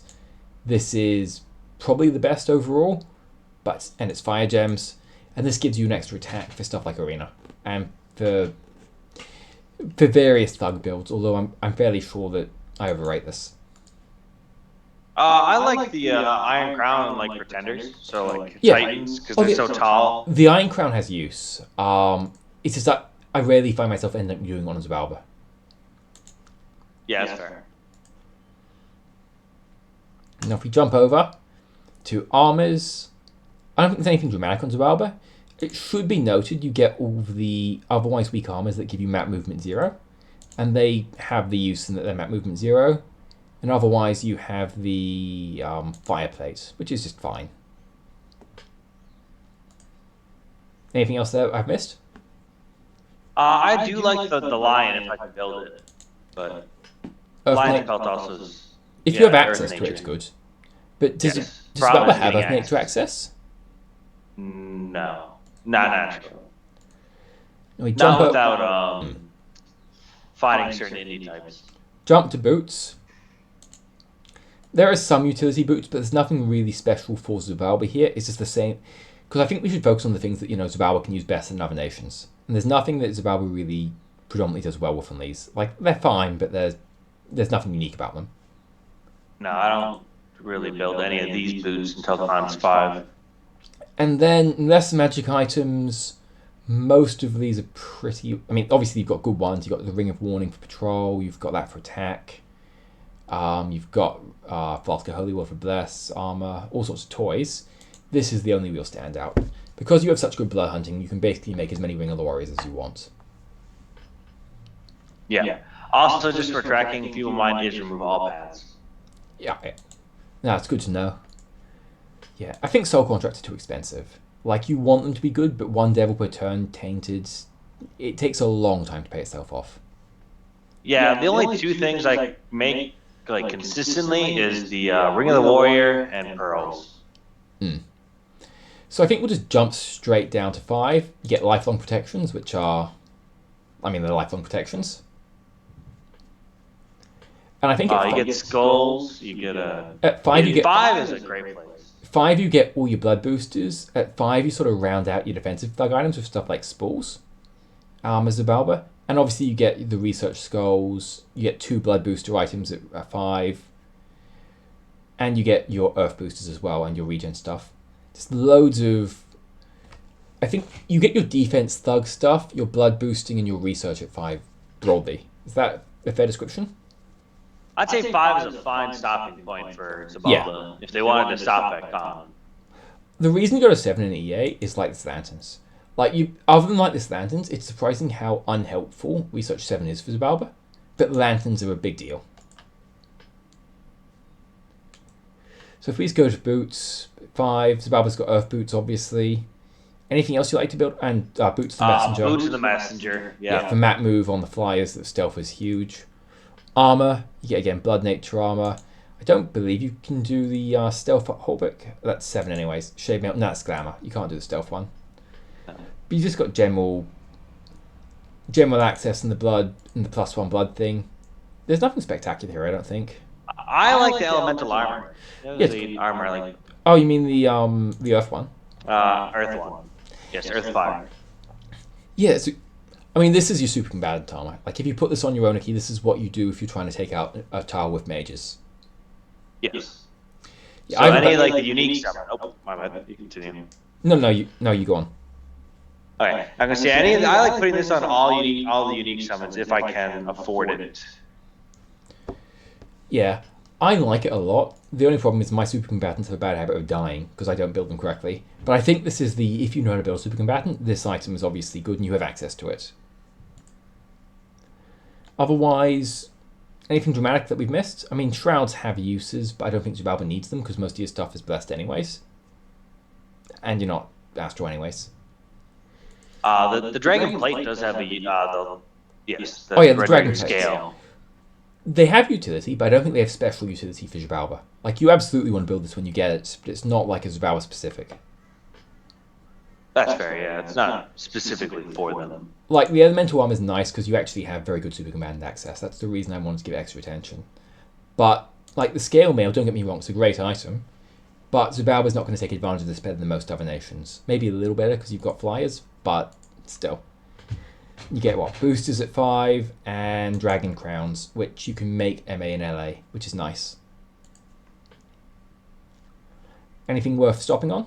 I guess Helmet of Heroes for +2 inspiration. That I would say a helmet of heroes and helmet of horror. Oh, and this makes for good thugs. They nerfed it though to Fear 5, and you really do feel the nerf. Yeah, the nerf was really big. Fear 5 is so much worse than it used to be. Yeah. Too. So it got nerfed to Fear 5 and they nerfed Fear. So it's been double nerfed. And so it used to be like a almost mandatory build, and now it's kind of on the edge. Yeah. Let's go down to shields. You get charcoal shields, which is super combatanting. Otherwise, Vine Shield used to be great. Now I think it's just mediocre. And they're the ones you have access to, really. The rest is a bit iffy. Yeah.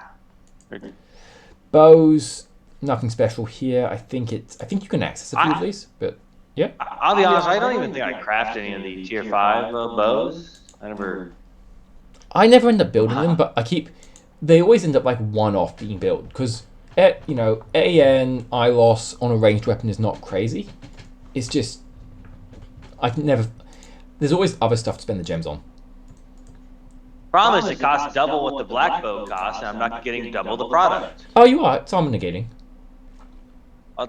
Yeah, armor negating, but there's still a mage at the end of the day. There's still a mage. What am I going for with that? But you can. This is for firing into pretenders because the pretender can't block it, so it's just straight AN ILOS into the pretender, other than the black bow, which has to do damage.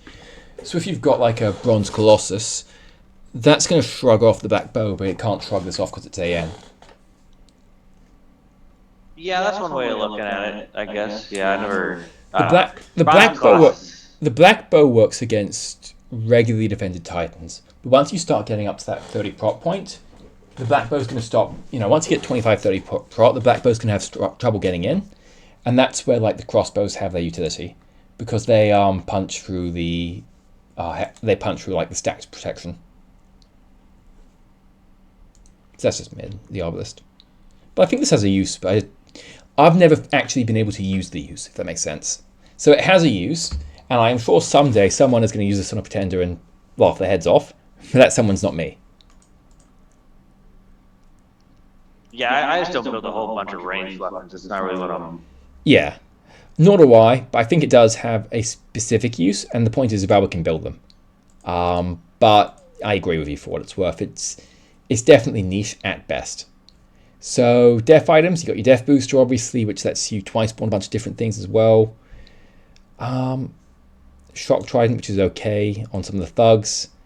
Midget Masher, which is okay on the thugs. Implementer Axe, which is 10 fear, which is still nice. Anything else dramatic? The Wraith Sword and the Moon Sword. Alright, so we'll go over them one by one. Wraith Sword.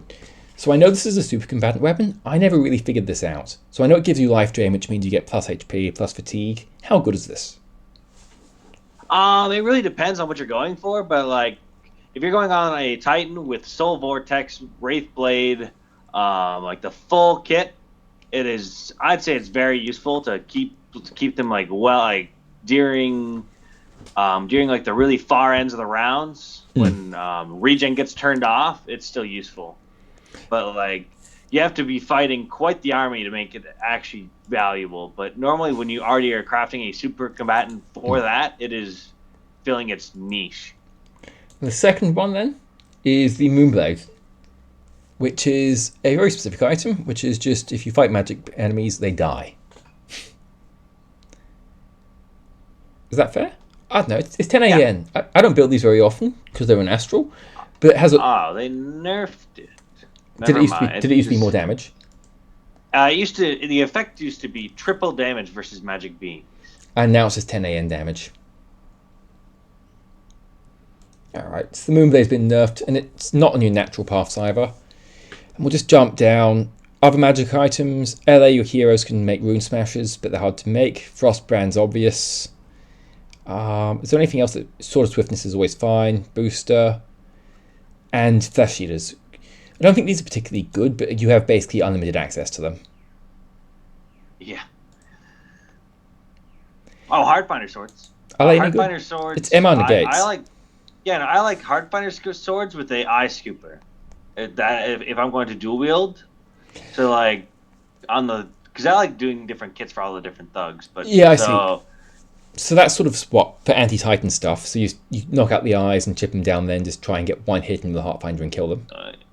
Yeah, basically just keep poking them. Eventually, you're not going to pass every single MR roll. It's just like with Soul Slay on vampires. They can pass it 1 out of 20, but yeah, that one time you can get through is enough.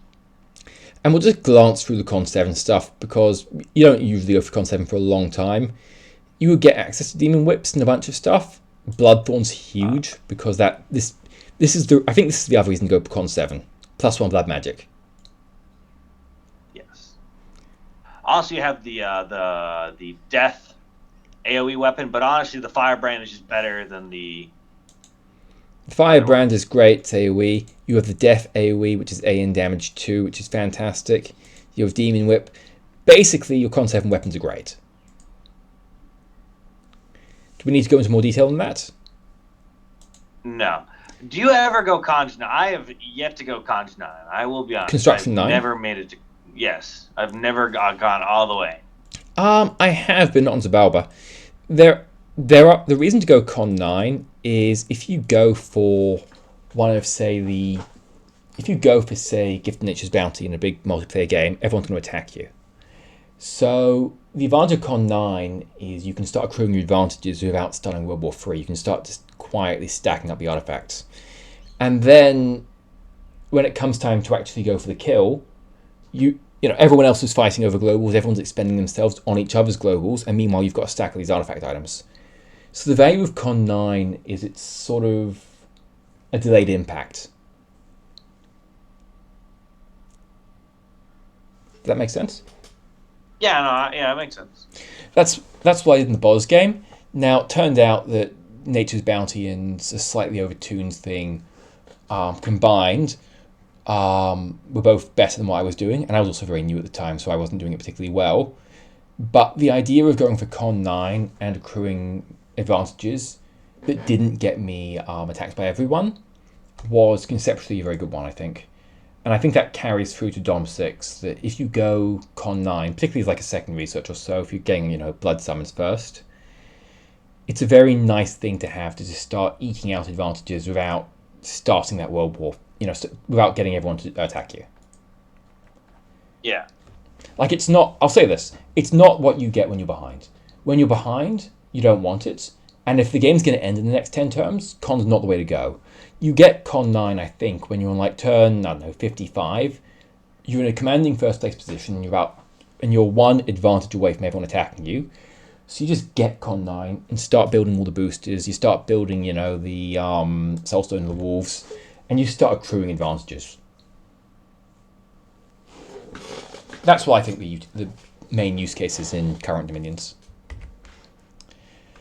So that's it for construction, I think. I mean, we can go over 7 more in a bit more detail, but basically Con 7, when you get there, it's just generally good. I think you stop at 5 most of the time. When you stop at 5, 7 is... When you get to 7, the reasons to go for 7 are the blood boost, a couple of the boosters, well, mostly the boosters and the fire research. And I guess you just get better thugs as well, but there's good things in all the researches. So now, we're down to fort holding and specific unit tricks. Fort holding. And again, you are the master of this. I don't know about Master. God, Kirby is Grippa. Actually, Grippa is known for being put inside his capital and sitting there the entire game. I've only been sitting in my capital for I don't know 30, 40 turns. I think now. All right, so let's start with units. Are any of the mages much better than others for holding forts? Oh yeah, these mages are good at holding forts. Can we go over Camazotz real quick? Camazotz, they're gonna hold forts for days. Literally, what I'm using, because they can summon so many undead, so many. So these guys basically, they correct me if I'm wrong, but they scatter spam, and they keep the gate permanently clogged. Yep. They're gonna cast is Skeleton spam. Let's go over to the Oniki because the Oniki has a key. So there's only two mages that you need in a fort defense: Oniki and Camazotz. Oniki, you could just say is a better Skeleton spammer, which is true. It is a better Skeleton spammer, but what it does also cast is actual spells. And a major spell that I'm doing is Shadow Bolts. The Shadow Bolts are AN, and they only do damage half on resist, don't they? So it's always going to do some damage from recollection. Yes. So those are the mages to hold. So you hold with Skelly Spam, and I think we went through some of the summons earlier on as well. Yeah, we basically went through all the summons that I'm. Are there any other specific tricks you want to point out for anyone listening? Never be afraid to throw them. Sometimes somebody's got to catch the bullet, and that bullet is who's got to hold the front door. And if that front door has to be held, commanders go first. So why do commanders go first? Because they're very easily replaceable. Just some random commander. Oh, you mean like the Batabs? Yeah. Yeah, I'm talking like not a mage. Yeah, I see. Yeah. Or you can really risk it for the biscuit and put an Oniki in the door. But personally, I just like having a crab with moss body, just the full buffing template. Let's just say, so we don't have to go through the entire list if people actually want to hear. Because currently my gate is being held by 1 crab and 4 Banes. But which we didn't even cover. But I do love having whites. Which is a very expensive spell. It is 20 death gems for 5 dudes. For 5, but they're fantastic defenders from recollection because you only get 5 of them, so they only do really well in chokes. But in chokes, they're just fantastic. They also come with Bane Blades. The exact Bane Blades we were just looking at. I don't think you use them in the main armies though. I think they have. I think they're a defensive unit because I think if you use them offensively, the issue is. Well, I guess the issue is everything else dies because they can be buffed to extreme proportions, but there's still only 5 of them. Yeah, they are ethereal. Everything else, they have full plate armor, but they at the end of the day, there's only 5 of them, and they are not like the Moon Warriors. Moon Warriors can hold off an entire army. The Whites cannot. But the Whites can... I'll say this. The Whites can hold off an army in the gateway. They can't hold off an army on the field. Yes. But personally, okay, here we can... Let me pull open my actual defense so I can go over what I like doing inside of forts. But Xibalba is really good at holding forts for 2 reasons, and that's because bats are cheap, bats are small, and you have a lot of death. And death, I think death, earth, is the best paths to hold any gate. So like if you actually have your other cap-only mages, it also helps a lot because you can cast Iron Skin on your dudes. You can all of a sudden, you can actually cast the full buff cycle. But even without them, because I normally don't have a bunch of them lying around, I normally don't have a full buff cycle for my units in the gate. Okay, so yeah, Sermons of Courage is so that people do not run. We have Hordes of Skeleton, of course. We have Weapons of Sharpness. Yeah, for killing power. Yep. Soldiers of Steel. Clouds of the Dreamless Sleep. Dreamless Slumber.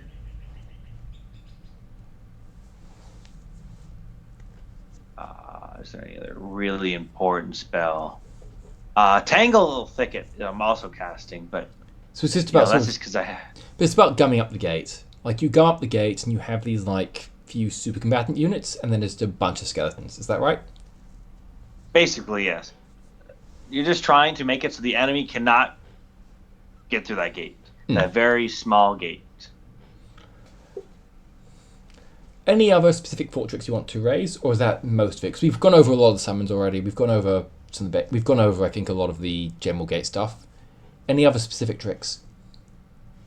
Not really. No, I've not. The most of the rest of it, you're just gonna have to learn via like just being on your capital for Yes, the just entire game. get your capital siege more often, and you'll learn. Problem solved. Yeah, it's something that I don't know. I learned from Agrippa trying to take Grippa's cap once, and I Yeah. think it took me never happened. Watching the an old tourney with Castronomical. Castronomical year was, I think it was 2021. The year he beat me in the semis for the finals. He also taught me a lot for holding capitals because he was playing humans, and he held his capital for, I think, 8 or 9 siege attempts against Arco. Fantastic. So, I'll just try and move it along because we're at 1 hour 46 and we'll try and keep it within 2 hours this time, which I say laughing. Oh my god, an hour 46 already? Yeah, we're at 146 already. What do you mean? What do you mean? It says 210. Oh, that's never mind. Yeah, it's been 210, but that's because we've Yeah. restarted twice. Yeah. So the last thing, which we'll just go over really quickly, is basic combat theories and specific unit kitouts. So owner keys, very loosely, and I'll go over a quick couple of kitouts for these, just really, really fast.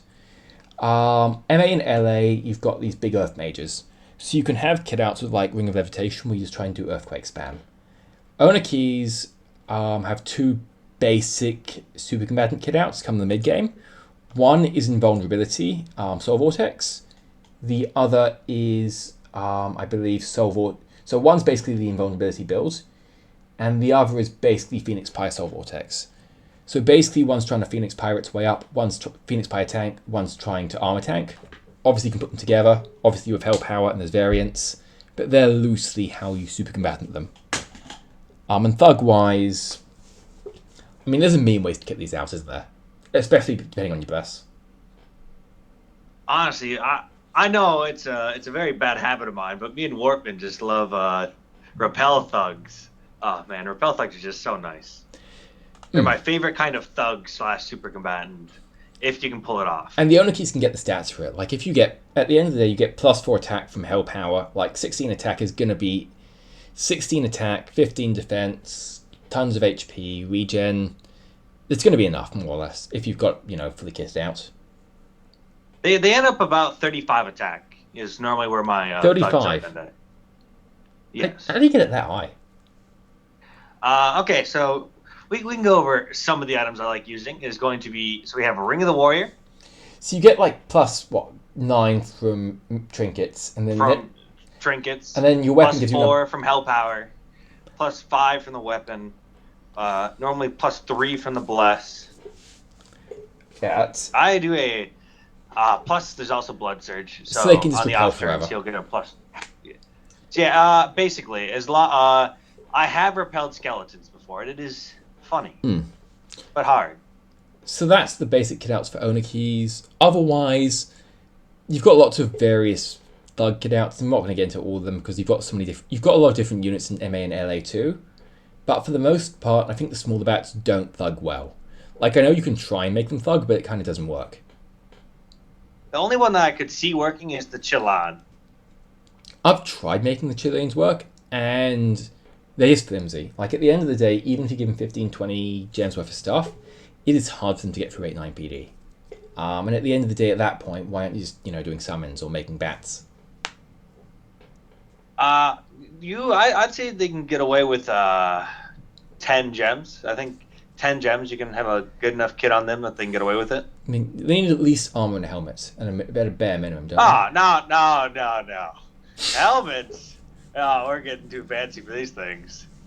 We're gonna go Coral Blade for 8 HP, doubles their HP already, Yep. and then just Black Steel Plate. 16 armor. Another Yeah. 4. Yep. That's good enough for government work right there. That looks like Iron Skin himself, Temper Flesh himself, give himself a little bit of invulnerability, cover his head. Yeah. Well, Fits. he good enough. And I guess with some of the deaf ones, you can cast Invuln as well to give them 25 plus. Yeah, I guess there's ways. I've never had it work. They always have Death Earth. That's the only paths they have options for. Chalans. Mm. They're sacred ones. Oh, so these are the fixed path ones. Sorry. Yep. These are the fixed path ones. Yes, there you go. Yeah, and these can, and also if you've got a big bless, it makes a big difference on these. So if you have like vamp weapons or if you have quickness. Vamp. Well, we're gonna find out how vamp weapons work very soon. Mm. And so then we'll just go on to basic combat theories as Xibalba. So this is how to actually fight your battles. Because Xibalba's got some fairly unique stuff, so it's just worth going over the basics. You have blood communions, which means you can get high, usually blood, air, death, earth, in all variants. EA you also get fire, LA you also get water, and EA you get, and you always get nature as well for your communions. So you can communion up most of your spells pretty high. You have a wide series of bluffs for your communions with your gifts. So you can do reverse communions and various chaotic nonsense. And you can do hell bombing as well with hell power and communions, just to bring unlimited horrors onto the map. You've got a bunch of death summons for unlimited skeletons. And you obviously have attack rear nonsense because you've got flying bats.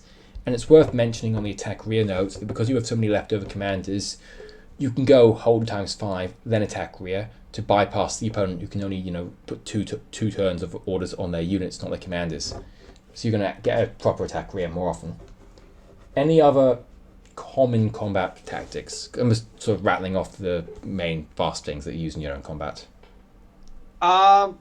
Personally, not mandatory, but I do like renaming every single commander while you attack somebody. Now, for a tactical reason, not for just the jokes, but renaming them 1 through 16 and 1 through 4. And what's that for? So I because I'm very forgetful on how many slaves and masters I have, so I put M or S in front of their name for slave or master. Or something else. It makes it very. Sorry.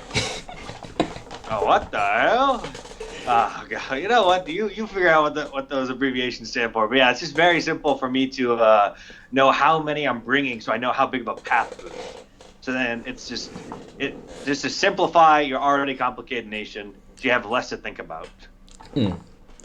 And I think for your major fights, you're usually communioning up. Although the nation doesn't have to communion, it's your main mechanism of major fights.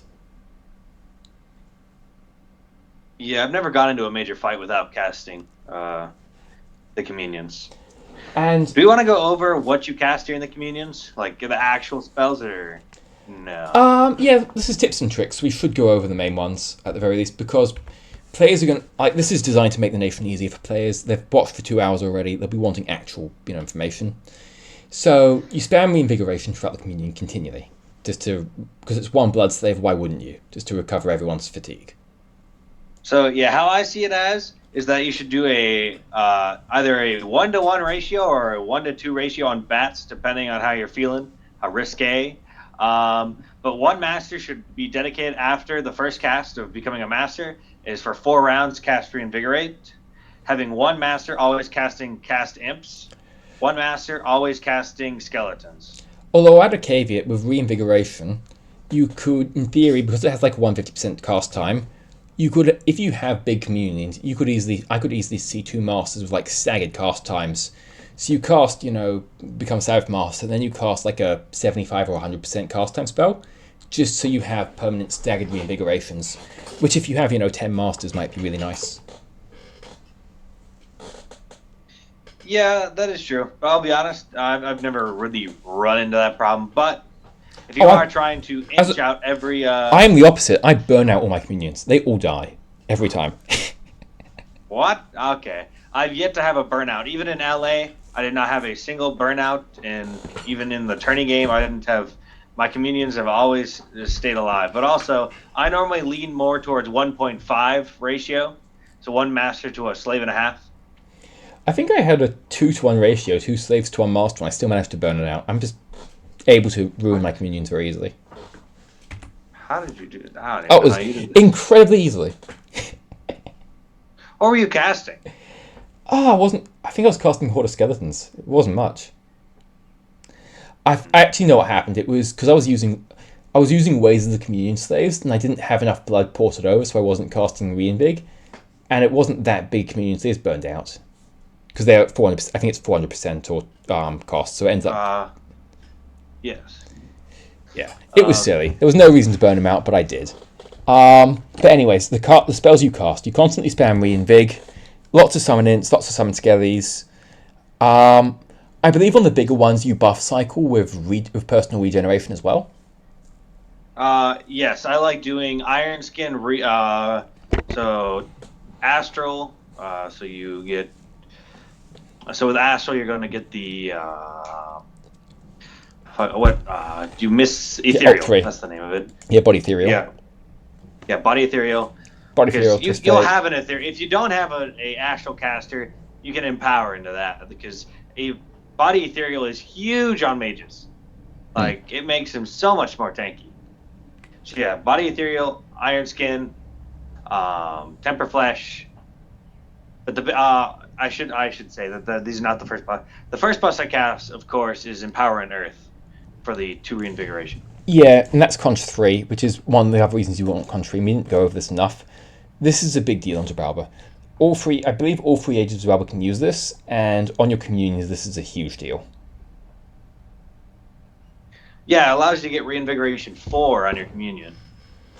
And it percolates down to every slave, which means you lose less stuff. And the natures give you the regen, and I think you're meant to use enlarge on the communions too, just to stop them burning out, so they get more HP, so a regen does more. Yes, Gaia's Strength. Oh, if you have 3 nature 1 earth, then Gaia's Strength is the better version of that.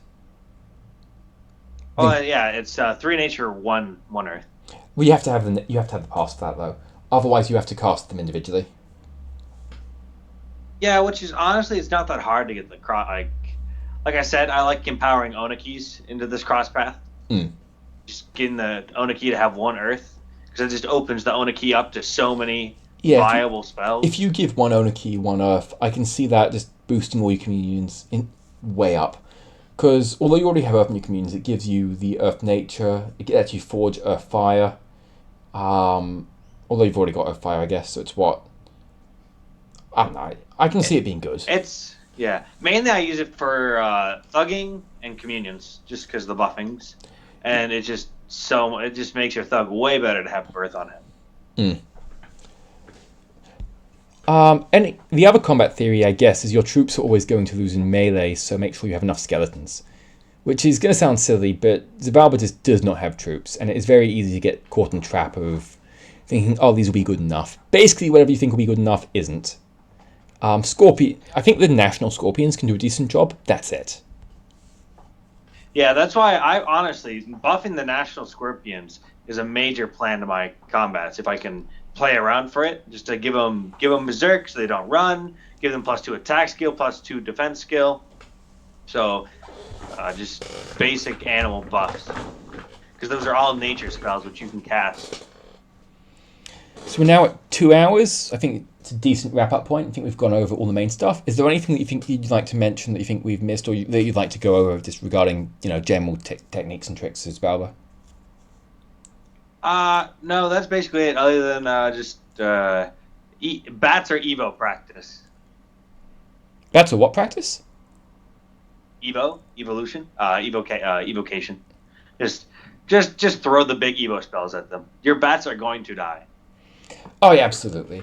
The bats die in droves, and they're so flimsy that you need to use them quite carefully, because if you do something wrong, they're all going to die. Like if you don't make enough skeletons, the backline's dead. If you have them too close forwards, they will die to archers. Like a lot can go wrong playing Xibalba. Yeah, that's a major reason why having that's why I like building a Titan, is because that is a massive front line that is not going to be moving very quickly. All right. Well, thanks for listening to the series. Hopefully, I get these up soon, and hopefully, the quality is not too bad because I know that the first two were. Cheers.